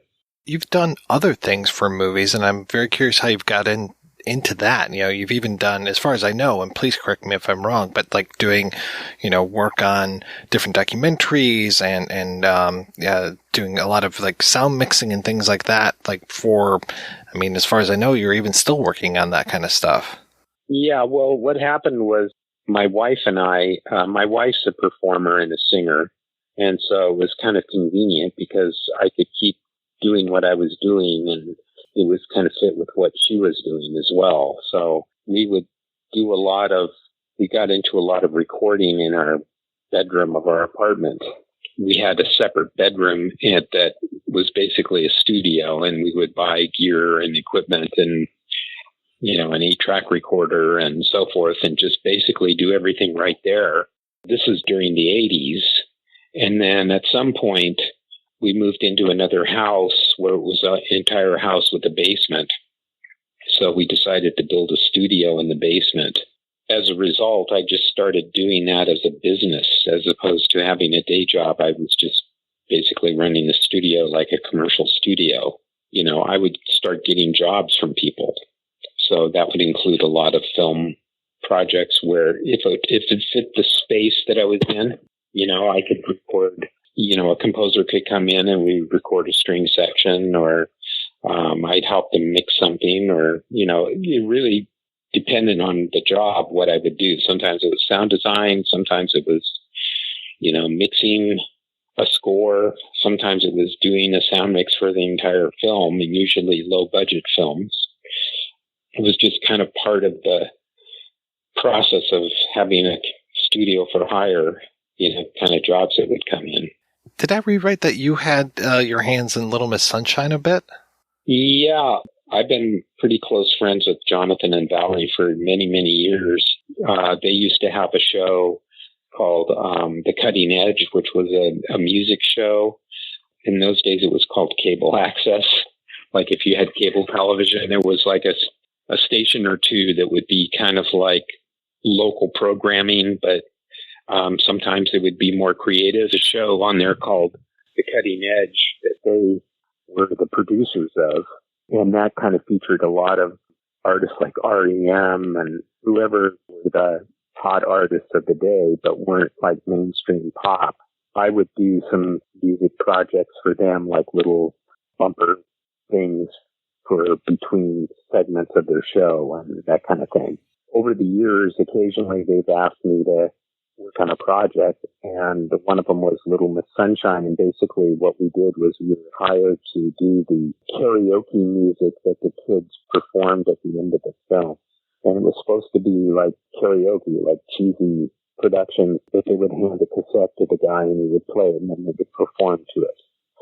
So, and they didn't want to pay for publishing or any of that, so we would do public domain tunes like Yankee Doodle Dandy and America the Beautiful and so forth. And then we would do these kind of like cheesy synthesizer instrumental versions of those songs.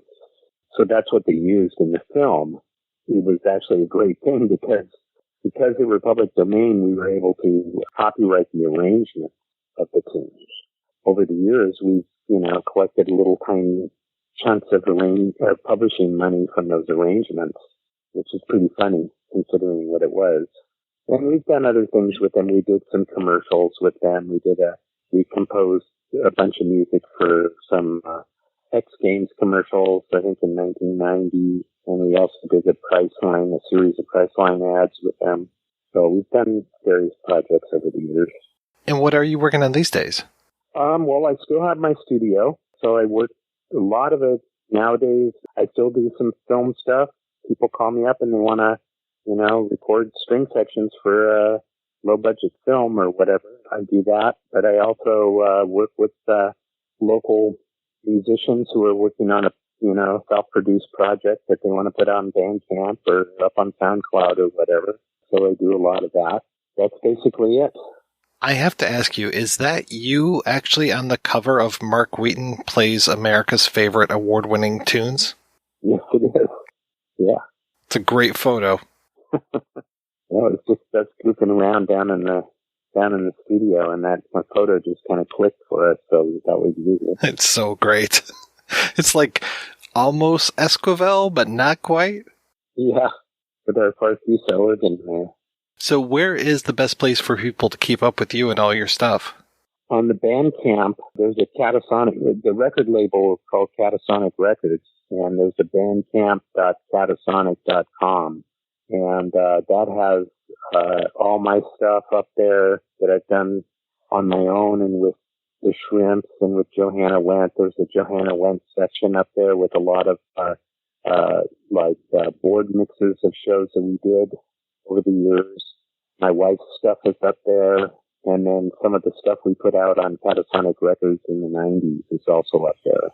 So it's a pretty complete archive of things. Mr. Wheaton, thank you so much for your time. This was great talking with you. Sure. I hope it gives you some good stuff for your podcast.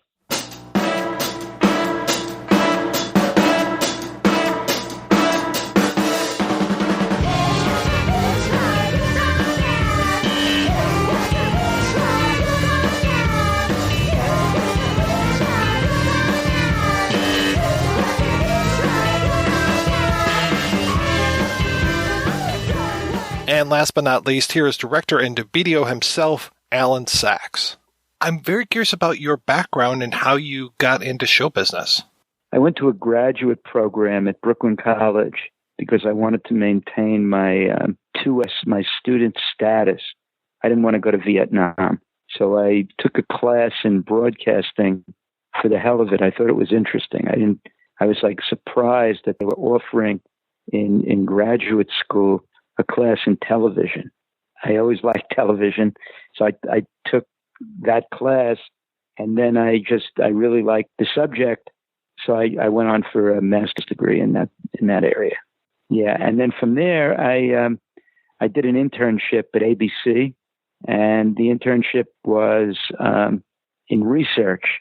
And I thought that was going to be like, I would be researching stories for different programs, like the Ben Casey television series, doing something like that. I didn't realize that the research was really dealing with the ratings, the shares, and what they call today the metrics. That was my first job in like broadcasting. And then I kind of worked my way up and got into the programming department. That was the department that did the programs. And that was my start. That was 1964. How was that climb into doing like the production development and the producing that you would eventually do? I mean, it sounds like it was a pretty arduous journey. None of this was really planned, although I did want to be on the creative side. So when I got into the programming department, that's where I thought I would be most happy. That wasn't an easy task to get a job in that department, because those were like Brandon Tartikoff, rest his soul. So he talked about beggars and the choosers. And the beggars were the people that were selling, and the choosers were the people that were picking what they were buying. So that's when working at the network, I was a chooser. But that's not really where it made me happy. I wanted to be exactly in the production and the creation of things. So I did that for a while. I wound up, when I was doing research at ABC, the research segued into something called program testing. So I was the person that was supervising the program, the testing of programs. And what that was about was, it was like focus groups. They had here in Los Angeles, they have a place called the Preview House, which I think it's now is Harmony Gold, but it's still there. The network would rent a service, and there would be like 300 people sitting and watching the show, the pilot, and twisting dials. And that would register. It almost looked like a cardiogram. And you would see what part of the show they liked, what part they didn't like. And I was the network research guy that stayed on top of that, which was, again, it wasn't exactly the creative job I wanted to get into. However, it did allow me a real understanding of what audiences were going for and what they wanted. So it was very satisfying. So I did that for a couple of years, and then I got into the programming department, and then after that I created Welcome Back, Kotter, and actually got that sold, and it turned into a big hit. That happened. That was like not something I was planning. I was really fortunate that it happened, but the idea, I saw a vacuum for school programming. There were no school shows, and I always liked shows about juvenile delinquents. That was then movies, like The Blackboard Jungle, Rebel Without a Cause. That's what I liked the best. So I wanted to develop a television series with that in mind. And that's what happened with Welcome Back, Kotter. But what's interesting, doing a podcast, which is about the punk scene, and it was about a murder in the punk scene that I became part of. And I opened up the podcast saying my first punk experience was going to see the movie Blackboard Jungle with my friends. And what we did was we were like a little junior gang, and we walked down the street really like feeling empowered because there were 10 of us. And we walked to a theater on 86th Street in Brooklyn. It was called the Lowe's Oriental. and that's where Blackboard Jungle was playing. I think it was 19. You'd have to fact check me, but I think it was like 55. And there were a couple of movies that came out that year: Rebel Without a Cause, Blackboard Jungle, and there was one other one. But Blackboard Jungle was playing that year and premiering, and we were sitting up in the balcony. We were very excited, and so we didn't know what to expect, other than it was a movie about the guys that I knew. This was my friends, the juvenile delinquents. And the movie opened up with the downbeat of Rock Around the Clock. 1, 2, 3 o'clock, 4 o'clock, rock. Boom. And when that hit, we went crazy in the balcony. We rioted. We threw things off the balcony. It was insane. They had to stop the movie. It was so out of control. And that happened across everybody of my generation that was going to see that movie. Those riots happened across the United States, and probably also happened in Europe too. You could Google that, the Blackboard Jungle movie riots. You could see that. It was amazing. It was really an important part of my existence. What was it about that movie and that time? Why do you think that hit with you so spectacularly? It was rebellious. I mean, we got to wear black leather jackets and motorcycle boots. I mean, that was what we were wearing. And that's the punks picked that up, 25, 30 years later. But that was in that movie. The other movie was The Wild One with Marlon Brando. And they were wearing that kind of clothing. So it was like a rebellious kind of, attitude. And in that movie, I think it was Terry Moore, the actress, she said to Brando, she said, the gang he was in was called the Black Rebels Motorcycle Club. And that's a punk band today. What are you rebelling against? And he looked at her and said, what do you got? And that was the same attitude that teenagers had at that period of time. That's what Jim Stark had in Rebel Without a Cause. It's what the characters in Blackboard Jungle had. And I related to Blackboard Jungle more than the others because I was going to an inner city school growing up in Brooklyn. So I was relating to that. But I related to all of them. Anything related to being juvenile delinquency interested me. And in the same way, that's what drew me to the punk world. You were program developer for the Norliss tapes, and I've always been fascinated by that. Was that a pilot for a series? It was. Who was in Darren McGavin? Was that the actor's name? No, that was Kolchak. This one was Roy Thinnes, Thinnes, I think Thinnes. He was in that was a pilot that never made the grade. I watched it recently. I have to say, it still holds up. Really? I haven't seen it in a long time. I liked Roy Thinnes. I thought he was a great actor. That period of time, what was it? Let me try to remember the year. That was like 1973. 73, yeah. That preceded Welcome Back, Kotter. So that was before I was Kotter, I became an independent producer on. But I was the program executive at a company called Metro Media Producers Corporation, which turned into the Chuck Freeze Corporation. And I was the head development guy for those. So again, I didn't get really to pick that show. I kind of supervised the development of that, but that wasn't really my creative baby as other things have down the line. But I enjoyed that show. And what was Kolchak about? I forget. Thinking about that today, a reporter going after the supernatural stuff, that would be a good show. That period of time, there were a lot of actors. They were strong leading men and good-looking guys. And they were Chris George. He was in a show called The Immortal. It all kind of spun off of David Jansen and The Fugitive. That was a way traumatic series were developed. You had a heartthrob actor. I'm not talking about George Hamilton. I'm talking about tough kind of like Darren McGavin. He was a gravelly kind of guy. That was the appeal. So I want to talk a little bit about Welcome Back, Kotter. As far as how did that one come about?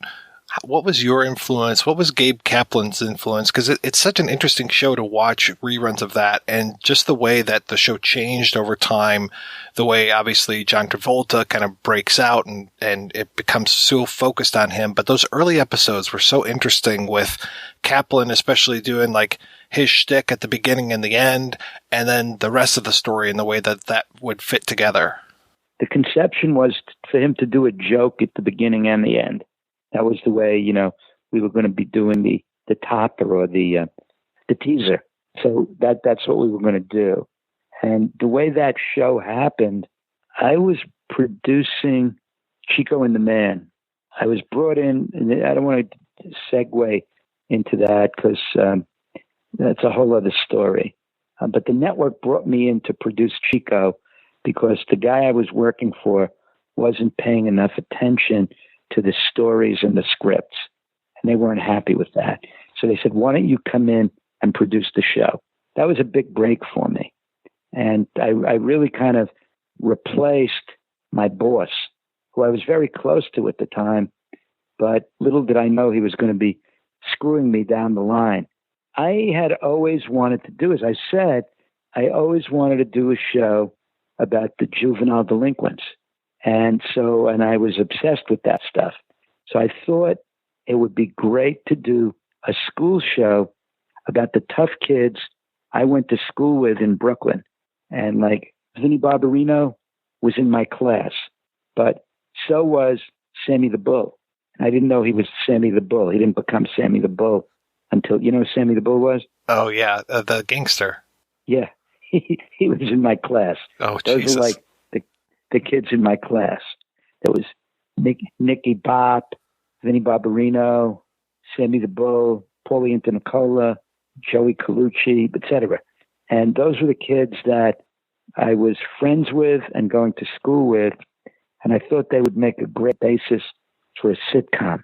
So I sat in my office, and I thought that there were no school shows on the air.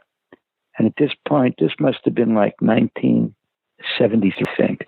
There was a vacuum for school shows. And again, I loved anything to do with teenagers. I even loved like the California stuff, the Gidget stuff, but it's not something I related to being in Brooklyn. But I did like Mr. Novak. It was a school show. I think that started James Franciscus. There's another example of kind of leading men that they were choosing then. So I liked that show. I liked Room 222 was a cool show. I loved that show. There was Alamus Brooks. There was Dobie Gillis. But I liked those. I liked those when a school show went on, I would turn in to watch it. But there were none on at this period of time. And so I said, well, okay, I should maybe come up with the idea for a school show, which I did. And that was Welcome Back, Kotter. I thought it would be really interesting to get a character who was a teacher and returned to the school where he went to. And Freddie Prinz, as I said, I was producing Chico. Freddie brought me to the Comedy Store to see him work out. The Comedy Store was, I guess, in 74, just starting. The class of the Comedy Store at that time were comics like, I believe, David Letterman, Jay Leno, Richard Belzer, Freddie, Charlie Fleischer. But I saw Gabe. Gabe was working out that night, and I liked him. He was talking about these tough kids he went to school with in Brooklyn. I related to those kids. He was talking about the same kind of kids I was going to school with. Gabe and I didn't go to the same high school, but I think we might have been in the same year, and we had the same high school experiences, and we had the same kind of archetype kids that we knew. And so we talked about that. So Gabe talked about that in his act, and I thought he was really funny. And I went to him afterwards. I said, you and I should get together. Let's develop a show. And back then, situation comedies were being developed with comedians in the lead role. That was an important part, an important component of the package. And at that point, I had lunch with him and I said to Gabe, I said, we should do a show about these kids. I'm writing about them. You're talking about them. Let's do that. And then I thought Gabe was too old to be one of the kids. And I said, you should be their teacher. And it was like a bolt of lightning. And he liked that. And we worked on that as a presentation. And then I took it into ABC. I was working for David Wolper at the time. And Wolper set up in a meeting for me with Michael Eisner. I pitched that show. So Eisner was a great program executive and very creative guy. And he said, why don't you make Epstein, the Epstein character, half Jewish and half Puerto Rican? And I said, well, I don't know if that's such a good idea. Didn't ring true to me. But I went along with it because he was the guy in charge. And I said, great. And we did that. And that turned out that it was a great idea because we had miles of things to do with comedy with that kind of, hook. And then he also said to me, do you want to use Gabe? And I said, Michael, I started this with him. Let's stick with him. And so that's what I did. And it worked out. It worked out. That was the show. And then the other great element, John Sebastian was a friend of mine, and he was staying with me in my house in LA. And we had just gotten the script. The script was just completed, and we got the pilot commitment. And I said, John, I just got a pilot commitment for this comedy that I'm doing. Why don't you try writing the theme song? Here's the script. Go back in the guest room where you're staying and come back with a song. So he said, great. And he went back there and he comes back like an hour later with, welcome back. Your dreams are your ticket out. And that was it. Where does DeBedio come from? I mean, it's so many things all piled on top of each other. I had a street name that a guy by the name of Zachary gave me. And when I was in the editing, I was shooting these punk videos at the Club Lingerie in Hollywood. I was in the editing room and he came in. He was hosting it. And you might recall, he's the announcer of New Wave Theater. He's not the host, but he's the announcer. He wears a tuxedo. He's an over-the-top guy that's, sort of like, thinks he was like a punk version of Hoagie Carmichael. Super cool piano player. He was the host of this thing I was doing at the Club Lingerie. And he comes into the editing room and he said, you need a punk name. And I said, what do you think it should be, Zachary? And he looks at me and says, DeBedio. And I said, that's pretty cool. What does it mean? He said, of punk video. I thought that was pretty good. And so 3 days later, I went out and got DeBedio tattooed on my arm to really, get some credibility. And that's what I did. So that was the birth of DeBedio. And then a group of guys that knew me from Brooklyn, these were guys maybe 20 years older than me, that my father might have known, maybe 30 years older than me, maybe 20, I don't know. And these were guys, sort of connected guys. And they were making a movie about the Runaways with Joan Jett. The movie got sidetracked by the director. He didn't do a very good job. That was all the Joan Jett footage. The footage was great, but they never completed the story. And so it wasn't happening the way they wanted it to do. And they didn't have enough footage to complete the movie. So they came to me when I'm out here, they came to me to complete the film. So I had to write a script And so I was thinking about what can I do to write a script to complete this footage of Joan Jett. And one of the writers that I worked with, Mark Scheffler, a comedy writer, he and I were brainstorming, and we came up with the idea of DeBidio, me now, the character, but the real life DeBidio, that was me, to finish the Joan Jett movie and have the movie be financed by the mob. And DeBidio fucked up. He didn't complete it. And now he had a limited number of hours to complete the film. And that's in fact what happened. I took the money from them to make this movie, and I had to figure out how to complete it. So I made a movie about me making a movie. That's what DeBidio is about. Then you've got the commentary stuff on top of that. Was that always in the plan? Yeah. No. I didn't finish the movie. I didn't do a good job on the movie. So the plan was, I watched the movie so many times and saw when people were asking me or saying to me, what happened here or what happened there? And I didn't have the footage to finish it. So I figured, fuck, man, I could finish it with the audio and with stills.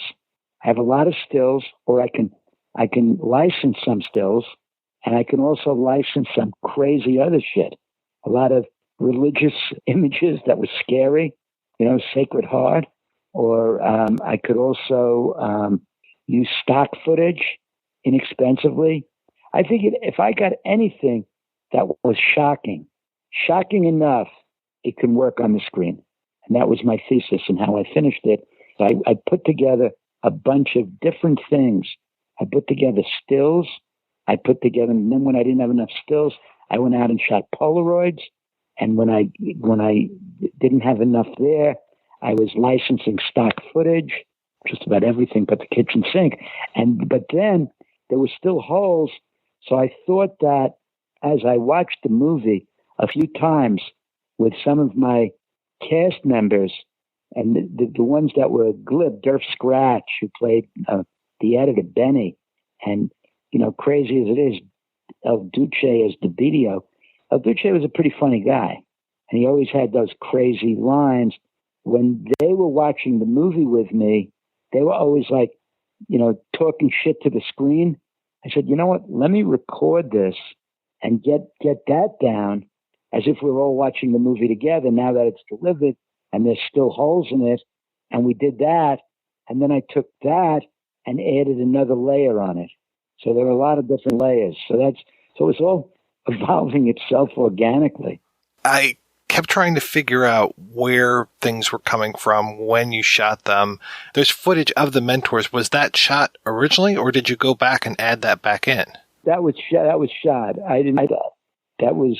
I went out and I curated the craziest shit I could find, and that was some of the nastiest stuff I could find. Shocking. And I said that in the movie. I didn't want to. I forgot the guy, Pressman, who directed that segment. Durf says to me, Benny says, DeBidio, you can't put that in. You didn't shoot it. And I say, shut up. Shut the fuck up. I have Ray say it. Ray said it. So I was just curating a lot of far out stuff and putting it in together into the movie. It's sort of like Burroughs always had the, when he was writing like Naked Luncher, his books, he had the cut-up technique where he would cut up scenes and throw them on the floor and then paste them together. That's what I did. But I didn't know that was Burroughs' technique. But that's what this movie is. Ray Sharkey, he was such a talent. I mean, the Idolmaker was just fantastic. How was he to work with? Ray, rest his soul. He was, he had some troubles. He was a good friend of mine. I knew him from Brooklyn. He sold me pot, but he had other habits and problems. He did this movie for me, and I loved it. He was tough to work for. And with, but I had to get him up in the morning. I had to drive him around and, just make it work. And he did. We did. And he did a great performance here. If you could look up a review from the LA Weekly of Ray Sharkey and DeBedio. The quote was, Ray Sharkey gave the performance of his life. And at that point, I forget, he was doing a television series, I think, for Stephen Cannell. Wise Guy, yeah, he was doing Wise Guy. He had a good career. CBS loved him. And he also, he had done The Idolmaker, and he did a movie where he played Allen Ginsberg. Do you remember that movie? He was amazing in The Idolmaker. I mean, that was an astonishing movie. How did you and Mark Scheffler meet? We might have met out of the comedy world, but I think through Gabe. I think Mark wrote some shows with Gabe, so I think it might have come through Gabe Kaplan, and so we knew each other from that. But I also walked into the punk world. I became totally into that. How were El Duce and Durf Scratch to work with? Duce, you just had to prop up. He was just, it was like funny, great, but, impossible. You had to be like a lion tamer, keep controlling him. Durf was very hardcore punk, but I thought Durf was extremely talented. He brought a lot to that role. He had a lot of great ideas. I never would have known that he was not a professional actor. He was so good in it. He never acted before. He did extra work. He was in Fear. He was the bass player in Fear. He was very, very good. But he was a guy that, slept till noon every day and liked to drink, and and then put Durf together with Ray Sharkey. And El Duce on the sideline. You got quite a combination. Volatile. How did you get Joanna Wendt to be in it? Well, she's one of my close friends. She's one of my close friends now. The art director of the show, he and I became very close. His name is George DiCaprio. Well, he's Leo's father, and he had Leonardo around when he was like 10 years old. And he was always hanging around the editing room, helping me design the set. But in addition to the set design, he also was sort of the art director of the movie, where he introduced me to Gary Panther, who's the artist that did that was the other thing. I used Gary Panther's graphics, Jimbo, and a lot of his cartoons as like one-shots in the movie. So I had Gary Panther stuff. I had the stills of Ed Culver. I had the cats and the car wrecks and the punk shoes and all the very dramatic stills. So George introduced me to Gary Panther. He introduced me to Ed Culver, whose stills I used. We have 500 stills in that movie. We have Gary Panther stills. We have or reproductions of his artwork. And George introduced me to Johanna Wendt. George was the guy that designed Johanna Wendt's props. He and his wife now, at the time they weren't married, he and Peggy would buy props for Johanna's show and use her props, whether they be, meat, pieces of meat or fake blood or whatever kind of really messy stuff that goes into a Johanna Wendt performance. George and Peggy manufactured that stuff with Johanna. And so we became friends, and he introduced me to Johanna, and I thought Johanna would be great to have in the movie because I had never seen an act like that before. It was pretty shocking and pretty great, I thought. It was real art. And so that's how I got Johanna. So that was a great bit of casting. But again, I knew Johanna's act, but I had to figure out a way to incorporate her act into the movie. So we did it with designing how do we get Johanna's performance into this movie, and it became Benny's nightmare. He fell asleep. He drank NyQuil and went on a nod and dreamt of Johanna. That was the dream. I was curious too. I imagine you knew Texacala Jones from the scene as well. I did. Yeah, we became friends. I knew her before I shot video with Tex before, and she was also a trip, man. She was far out. She still is. She lives down in Texas. I haven't seen her in a long time. You know what? I saw her. Joanna had put on an art show probably about 2 or 3 years ago. An artist on the scene called Mark Gash, and a lot of the people from the scene were at that art show. And Tex had flown up from Texas. She lives in Texas now. I believe she lives in Austin. She flew up from Austin, and I saw her then. That was great. She was a lot of fun. What did the Runaways think about them being in this movie, especially so many years after the original movie fell apart? They hated it. I never spoke to them. I know that Joan Jett wasn't her thing. She thought it was really misogynistic, which it was, but I didn't do it in that way. That's not me. They didn't want any part of it. But on the other hand, a lot of people did. A lot of people are always asking me about it all the time. I mean, and I went to every film festival around the world. It was in Tokyo. It was in Cannes. It was in Germany. I saw, I think it was at the Munich Film Festival. I was sitting at the BMW theater and watching while that was going on, while Johanna went or the Mentors or was on. Kids in front of me were like burning their hands with cigarettes. You know, they were just being so fucking moved by what was going on. And they played that film. There was a distributor in Berlin. They played that film in a town called Tübingen. They played it as the late night show for like years. People would go there, you know, every like Friday or Saturday night to see this movie at midnight. And then there's the other thing.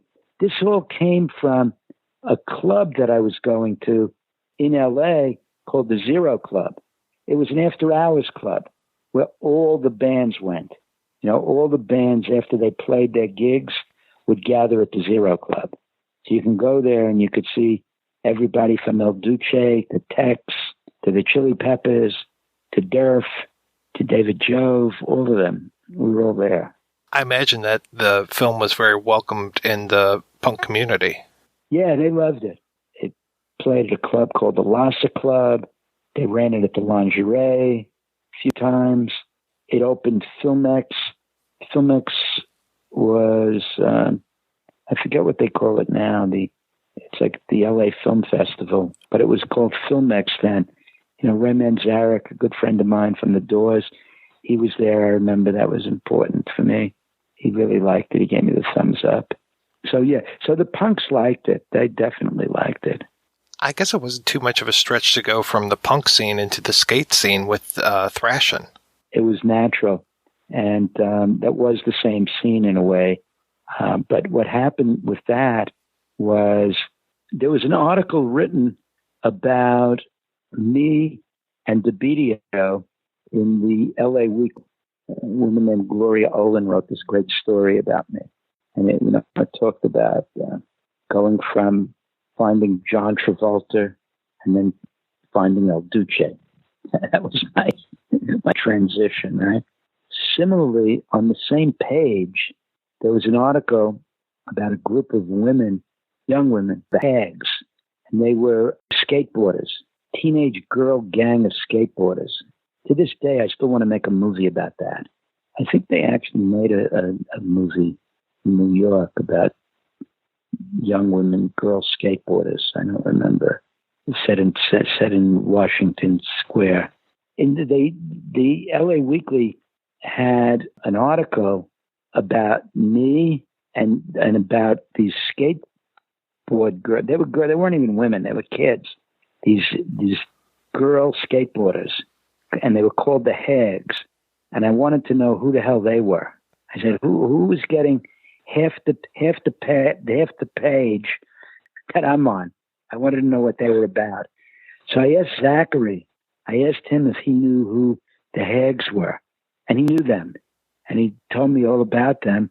And with that, I started to research who these punk skateboarders were and got into knowing who the punk skaters were. Tony Alva and the people that skated with him and the Jacks team from San Francisco. You know, I'm like an anthropologist in a way. Researching something, I can go into the scene. And that's what I did with the skating.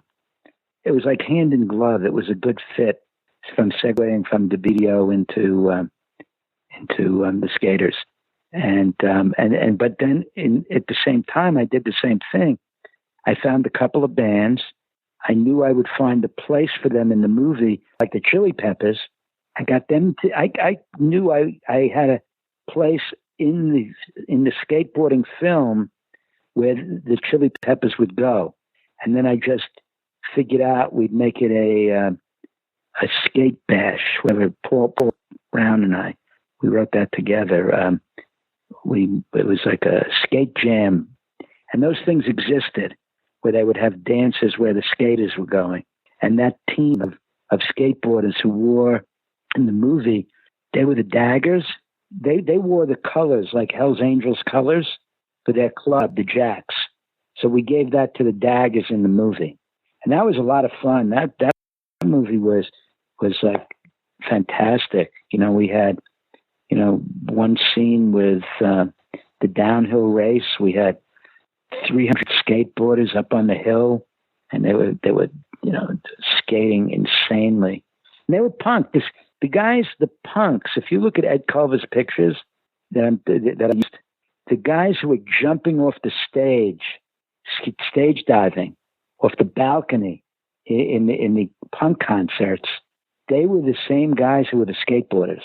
They were skating, so that was an absolute natural transition.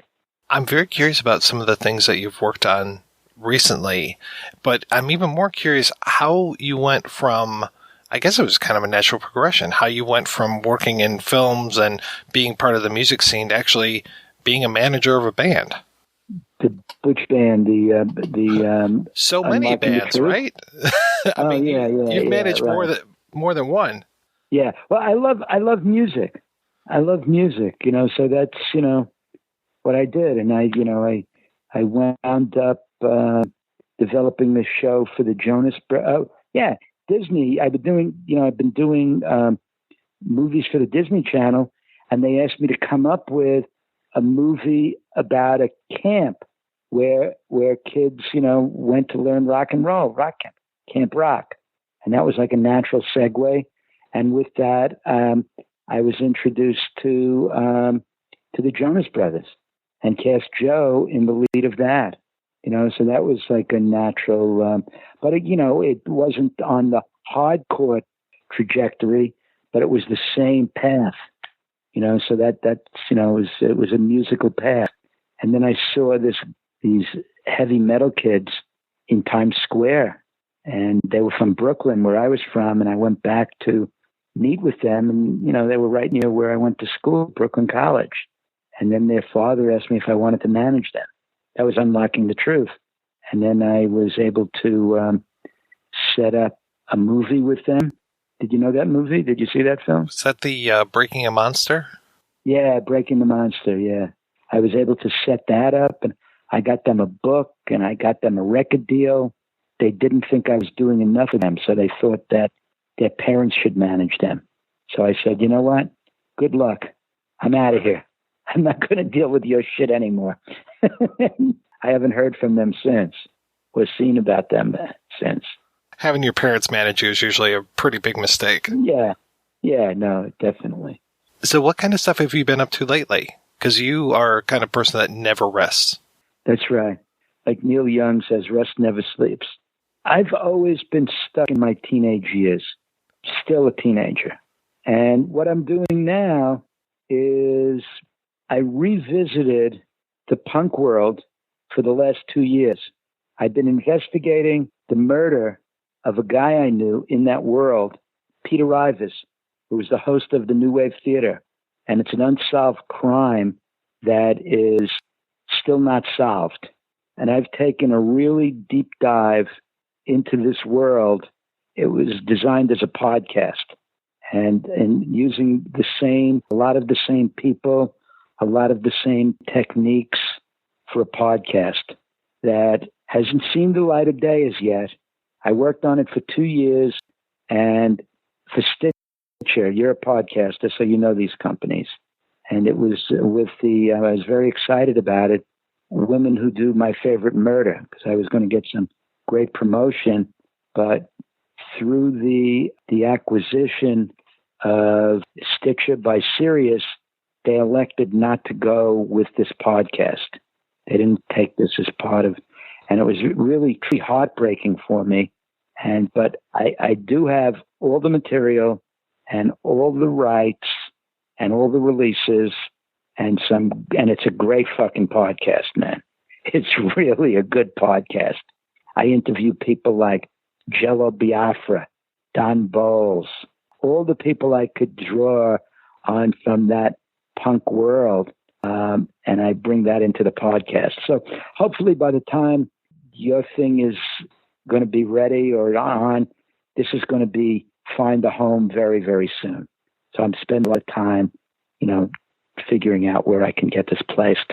And by the way, I welcome any thoughts from you down the line. We could talk about that off the record, and that's what I'm up to. It's been great to revisit this again because this was my passion. So it's one of my passions. I split my time, if you can believe it or not, practicing Buddhism. And so, I do a lot of meditation.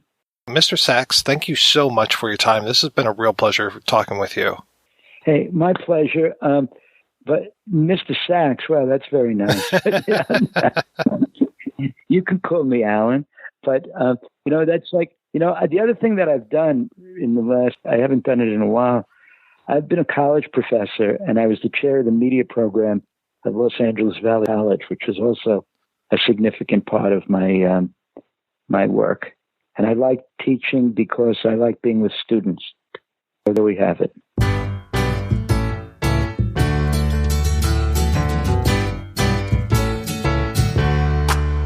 Welcome back. Your dreams were your ticket out.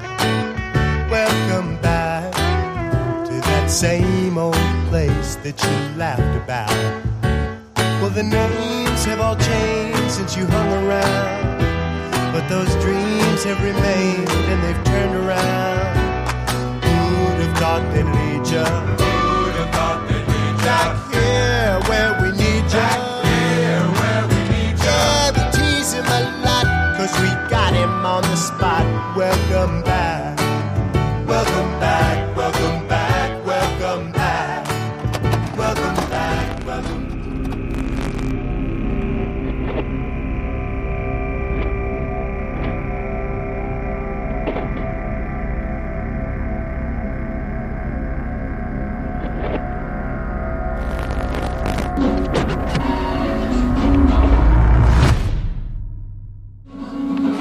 Whatever it takes for entertainment.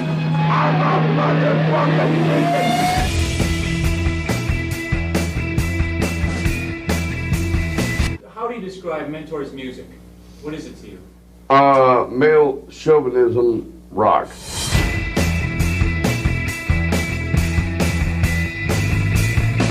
What songs do you think are his best songs? I guess maybe Free Fix for a Fuck is a big favorite of mine. I think to a certain extent he's like a great artist in that he doesn't really give a damn what people think of him. I've got my lyrics, and if they don't like it, they could eat shit out of my ass.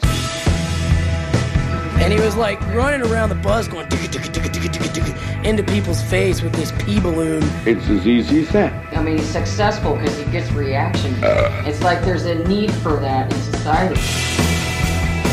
El Duce had a lot of weird aspects to his personality. What's that like, not having a home? Makes me want to drink more. I think I'd make the first greatest dictator that this country has ever had. I'm American all the way. All right, we are back, and we were talking about Dubidio. I'm curious, did anybody get a chance to see the El Duce tapes documentary? Or how far did you get into it, I think is the question. I watched the whole thing, believe it or not. kind of sad, but I watched the whole thing. Well, the beginning was mostly the clips of him on talk shows being exploited. What did you think of, can you describe El Duce and why his significance? So El Duce, he was, what were we calling them? Shock rockers. So it was interesting that they were hitting on some of the same shock rock groups that immediately come to mind. So like Gigi Allen, Guar, the Crucifix, there are a couple others. And so El Duce was a drummer in the Mentors, and their whole thing was just to be as controversial as you possibly could. I'm not into their music, definitely not into their politics. I like sometimes the idea of pushing buttons, but I just was not really into El Duce. I found El Duce sometimes entertaining. His voice is very interesting. I liked listening to his voice, but what he had to say, I wasn't a big fan of. Though I did like the aesthetic of the documentary and this whole idea of VHS as a medium and the way that they would actually have like tape breakup and use like the old blue screen menu with the play and stop and be able to manipulate things through like VHS interfaces. He was pretty popular or at least all these like daytime talk shows were. Oh yeah, and he went. They exploited that. He gave good commentary, I think. He was great for that kind of show. I used to work on those shows, so like that kind of guy is. And the fact that he would play along. I mean, he played along. That was his whole thing. Yes, his voice was cool. His image was cool. The hood was cool. The music was good. The message was like obviously awful. Yeah. Was that what you're supposed to do? Is just be so repulsed and go, I love this guy because he's so repulsing? Well, there's a bit that's in Dubidio that I think is also in this documentary where it's somebody has a woman on a leash and they're pushing her face down in dog food. And I so kept thinking of the line from Spinal Tap. Well, you should have seen the cover they wanted to do. It was interesting that they kind of took it towards the end and said, what has this kind of stuff wrought? And having, I'm blanking on the name. The guy who won the Congressional Medal of Honor recently. Oh, yeah, of course. Rush Limbaugh, having Cartman, just like did people like El Duce create this horrible environment where we can be where we're at in the world? I don't know if I necessarily agree with that, but I did find parts of the documentary is interesting, and I forgot that he was in Kurt and Courtney, claiming that he killed Kurt Cobain for Courtney. Was he doing that just to be an asshole, like part of his shtick? I think so. Yeah. Oh, yeah.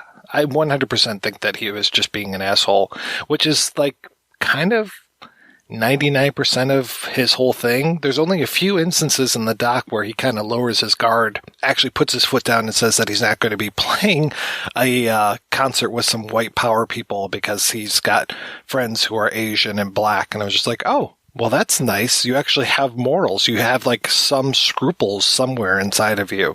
I will not sing my songs about rape to all these white supremacists. Exactly. They're not good enough to hear my songs about rape. I'm going to take this to a mixed crowd. I'm woke.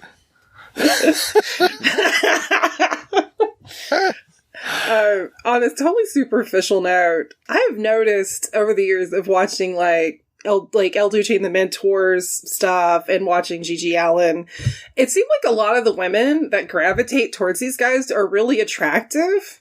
And you're like, but you're kind of like, damn, like that's the trim he's getting. Like it always floors me. But my husband actually used to be back in the early 90s, roomed with a bunch of scum punks in New Hampshire, and they actually knew a girl that dated Gigi Allen, and she apparently looked just like Amy Mann. Like, beautiful girl, but she was crazier than a shithouse rat, but could prove she knew Gigi, like she legit did. But they gave her shit because they're like, didn't Gigi have AIDS? And she'd be like, oh wait, we were just friends. Oh, no. Yes. But everybody watched it like them on Springer, like the girl with the Mentors that gets all defensive of them towards Guar, like she's a pretty lady. I don't know. You can never tell. The ladies love the musicians. No matter what? Like, no matter what. Any musician, apparently. Wow. I do know how to play the triangle. Mike, I'm going to give you a little tip. Word on the street is the zither is where it's at. Oh, wow. If you want All the right. honeys swarming to you, you bust out that zither. And if you break out a theremin, oh boy, the panties will be dropping. So you just be prepared, sir. It's hard to take the theremin from gig to gig, but it's worth it. But though. it's worth it. totally worth it. Picturing Keanu Reeves playing theremin in the new Bill and Ted movie. I loved that. I did see that.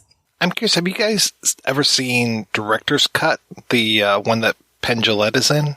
No, what? So that in the notes, what is that film? It plays with form very much like Dubidio plays with form. It is taking a movie that is allegedly being shot, but it's basically being shot for the movie that Director's Cut is. And then there is footage from Penn Jillette, who is playing a obsessive fan of Missy Piles, and Missy Piles in this cop movie that is being shot, and he keeps showing up to the shooting. Actually, even manages to have a cameo in the movie. He allegedly wins a contest or something, and then he kidnaps Missy Pyle, and then he basically redoes the movie, but green screens himself and Missy Pyle back into the footage. It's really, really interesting. I thought from the description that it was going to be really super annoying, but it's not. It's actually a great little movie, and very much in the way that Dubidio plays a form by having the 3 layers in here. Also, Director's Cut kind of has something similar to it. So I would recommend it. If you like Dubidio, or even if you don't, I would recommend Director's Cut. Man, that sounds really cool. I love Penn Jillette, so Yeah, Missy I'm down. Pyle. By the way, I was trying to IMDb the movie, and it's too broad a name, so I put Missy Pyle, and it came up. One of the movies that came up was Missy Pissy. So I wanted my wife to know I'm on her computer that was a mistake. I'm just trying to get this out. I'm covering my own bases. I'm just saying I was trying to look up Missy Pyle. I think Missy Pissy was a Mentor song. It might have been. It was a ballad. It was a rock punk ballad. It was, yeah, that was our wedding song. that was their bid for mainstream. If White Lion can do it, god damn it, so can the Mentors. If the Goo Goo Dolls, if the Goo Goo Dolls can, sell out, so can I. Oh my god, that's what that Meg Ryan movie needed. They needed Pissy. the Mentors. They needed Missy Pissy. Is there anything else we want to talk about Dubidio? Well, it looked like it was shot with the security camera. That a lot of times that's what I felt like. I thought that was what he was trying to do because he mentions it in the beginning. So maybe it was shot on that. Yeah, because this does not have, I don't think it has a DVD release. I don't think it'll ever have a Blu-ray release. I think VHS is going to be the end of the line. It's amazing that it even came out on VHS because the rights for the music and the actual images. I mean, if Joan Jett hates this movie, I would think that she could get it stopped from ever showing up again. Well, maybe she did. Yeah, because like you said, it's not around. I think it's worth seeing. I think you have to put up with, hands getting images of a hand getting cut up. It's not really a hand. Spoiler alert. There's some gross moments in it, but I really feel like it's worth seeing because it's so different.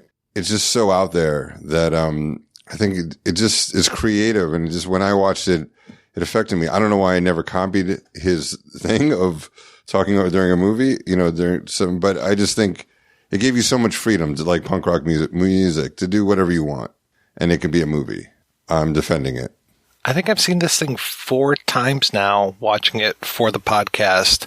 And yeah, I have to say that the last time I watched it, it was like butter. It just really was not difficult to watch at all. And yeah, I agree. I watched it last time with headphones on, and I think it works a lot better with headphones because it does bring up the voices of the people in the studio. There is still some conflict, like you were saying, Heather, there's conflict between, am I hearing what's on the screen that they're watching? Am I hearing them talk in the background, or am I hearing, Dubidio's level? And sometimes those fight, but then I think with headphones, it helps sort it out a little bit better. Yeah, I definitely think it should be, released on DVD and Blu-ray because I think, Adam, your points are excellent. And even though I didn't care for it as a whole, I completely agree. I agree with you both. And I think the things that are really cool about it that do make it, those things are worth checking it out. And, I mean, there are far worse films that are in 4K and Blu-ray than DuBidio. I mean, I will always say this. I think the films that I always hate the most are the ones that are boring and just give you nothing. That are just like white bread that's been sat on at the bus. They're nothing. It's just flat and nothingness. This is not it. And I'd rather have a film that I have problems with but makes me think. And gives me stuff I like, too. So, yeah, I think it should be. I mean, do I blame Joan Jett for maybe not wanting it out? No. At the same time, I wouldn't blame her at all, actually. But I do think it'd be worth putting out there. And, in fact, I would love to see it with the Blu-ray where we could see all of the, if it's even still in existence, all of the footage from, We're All Crazy Now as a supplement without the DuBidio wraparound or the commentary, and because some of the music in that was really good. I was just saying, you bring up a great point. It's like, here it is. I have 35 minutes of Joan Jett and the Runaways, sort of, but it's 35 minutes of this popular musician and sort of the band. What do you want to do with it? Well, I'm going to make it about myself. Like, no. We're trying to sell Joan Jett. That's why we bought the footage. No, you get it. I'm going to put a bunch of punk rockers no one's ever heard of outside of the LA scene. And I'm going to put a bunch of images you never want to see. And it's going to be great. So that's really punk rock. He took commercial footage and he made it and didn't make a commercial film at all. Which takes some balls. I mean, there is a testicular fortitude to that decision that I have massive respect for. Yeah, God. I mean, the music alone, like, even if somebody's hearing us talk about the film, like, oh, the film sounds not my cup of tea. If you like punk rock, the music, so much of the music in this film is solid. I mean, and that includes, like, almost the power pop tones of some of the Joan Jett stuff to, like, Social D. So, I would highly recommend that. And it is actually kind of cool to see Joan Jett in that weird period where she's not quite... Joan was never quite punk, but, I mean, she produced the Germs. Like, she was part of that scene. But this is obviously kind of, like, right as she's getting out of the Runaways, so she's still kind of glammy, but kind of getting there. Like, as glammy as she ever was. And she's always kind of Joan Jett, but... I don't know, it's neat to see. It's neat to see Cheryl Smith drumming, too. I mean, shit, you're not going to see that in the Cheerleaders. Though that would be great. I want to thank my co-hosts, Heather and Adam, for being on this special episode. So, Heather, what is the latest with you, ma'am? Hopefully by the time that this episode comes out, there will be some news about some commentary work I've done. But as of this recording, it's still on super secret basis. So in the meantime, you can check out my website, mondoheather.com, and catch up on all my article work and podcasting and other sundries. And Adam, what has been keeping you busy? Well, there's Proudly Resents, a podcast I did for about 5 years, which is just exploring weird movies. Movies are so bad they're good, and some of them are interviews with the directors and people in them, and others are just comedians making fun of them. So look for that. And I did a lot of interviews with people from the movie The Room. So if you go to proudlyresents.com/The Room, you'll see them all there. Also, I'll put up interviews from Alan Sachs and some other punk rock people that I talked to kind of go with this movie. And I'm going to watch a movie about a talking cat that saves the world.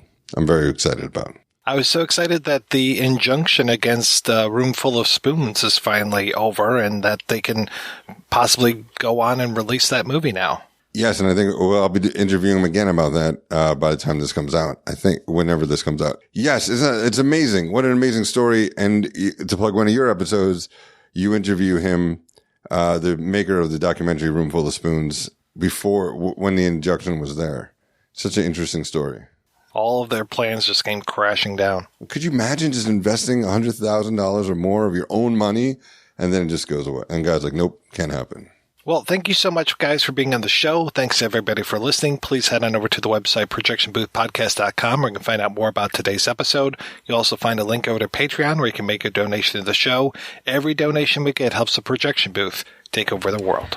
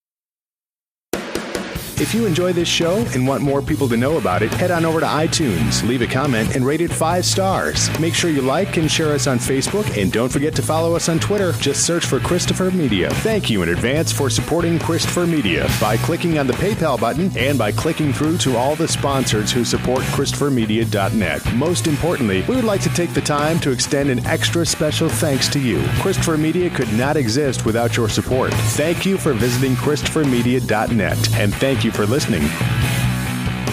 Christopher Media. Let's make some noise.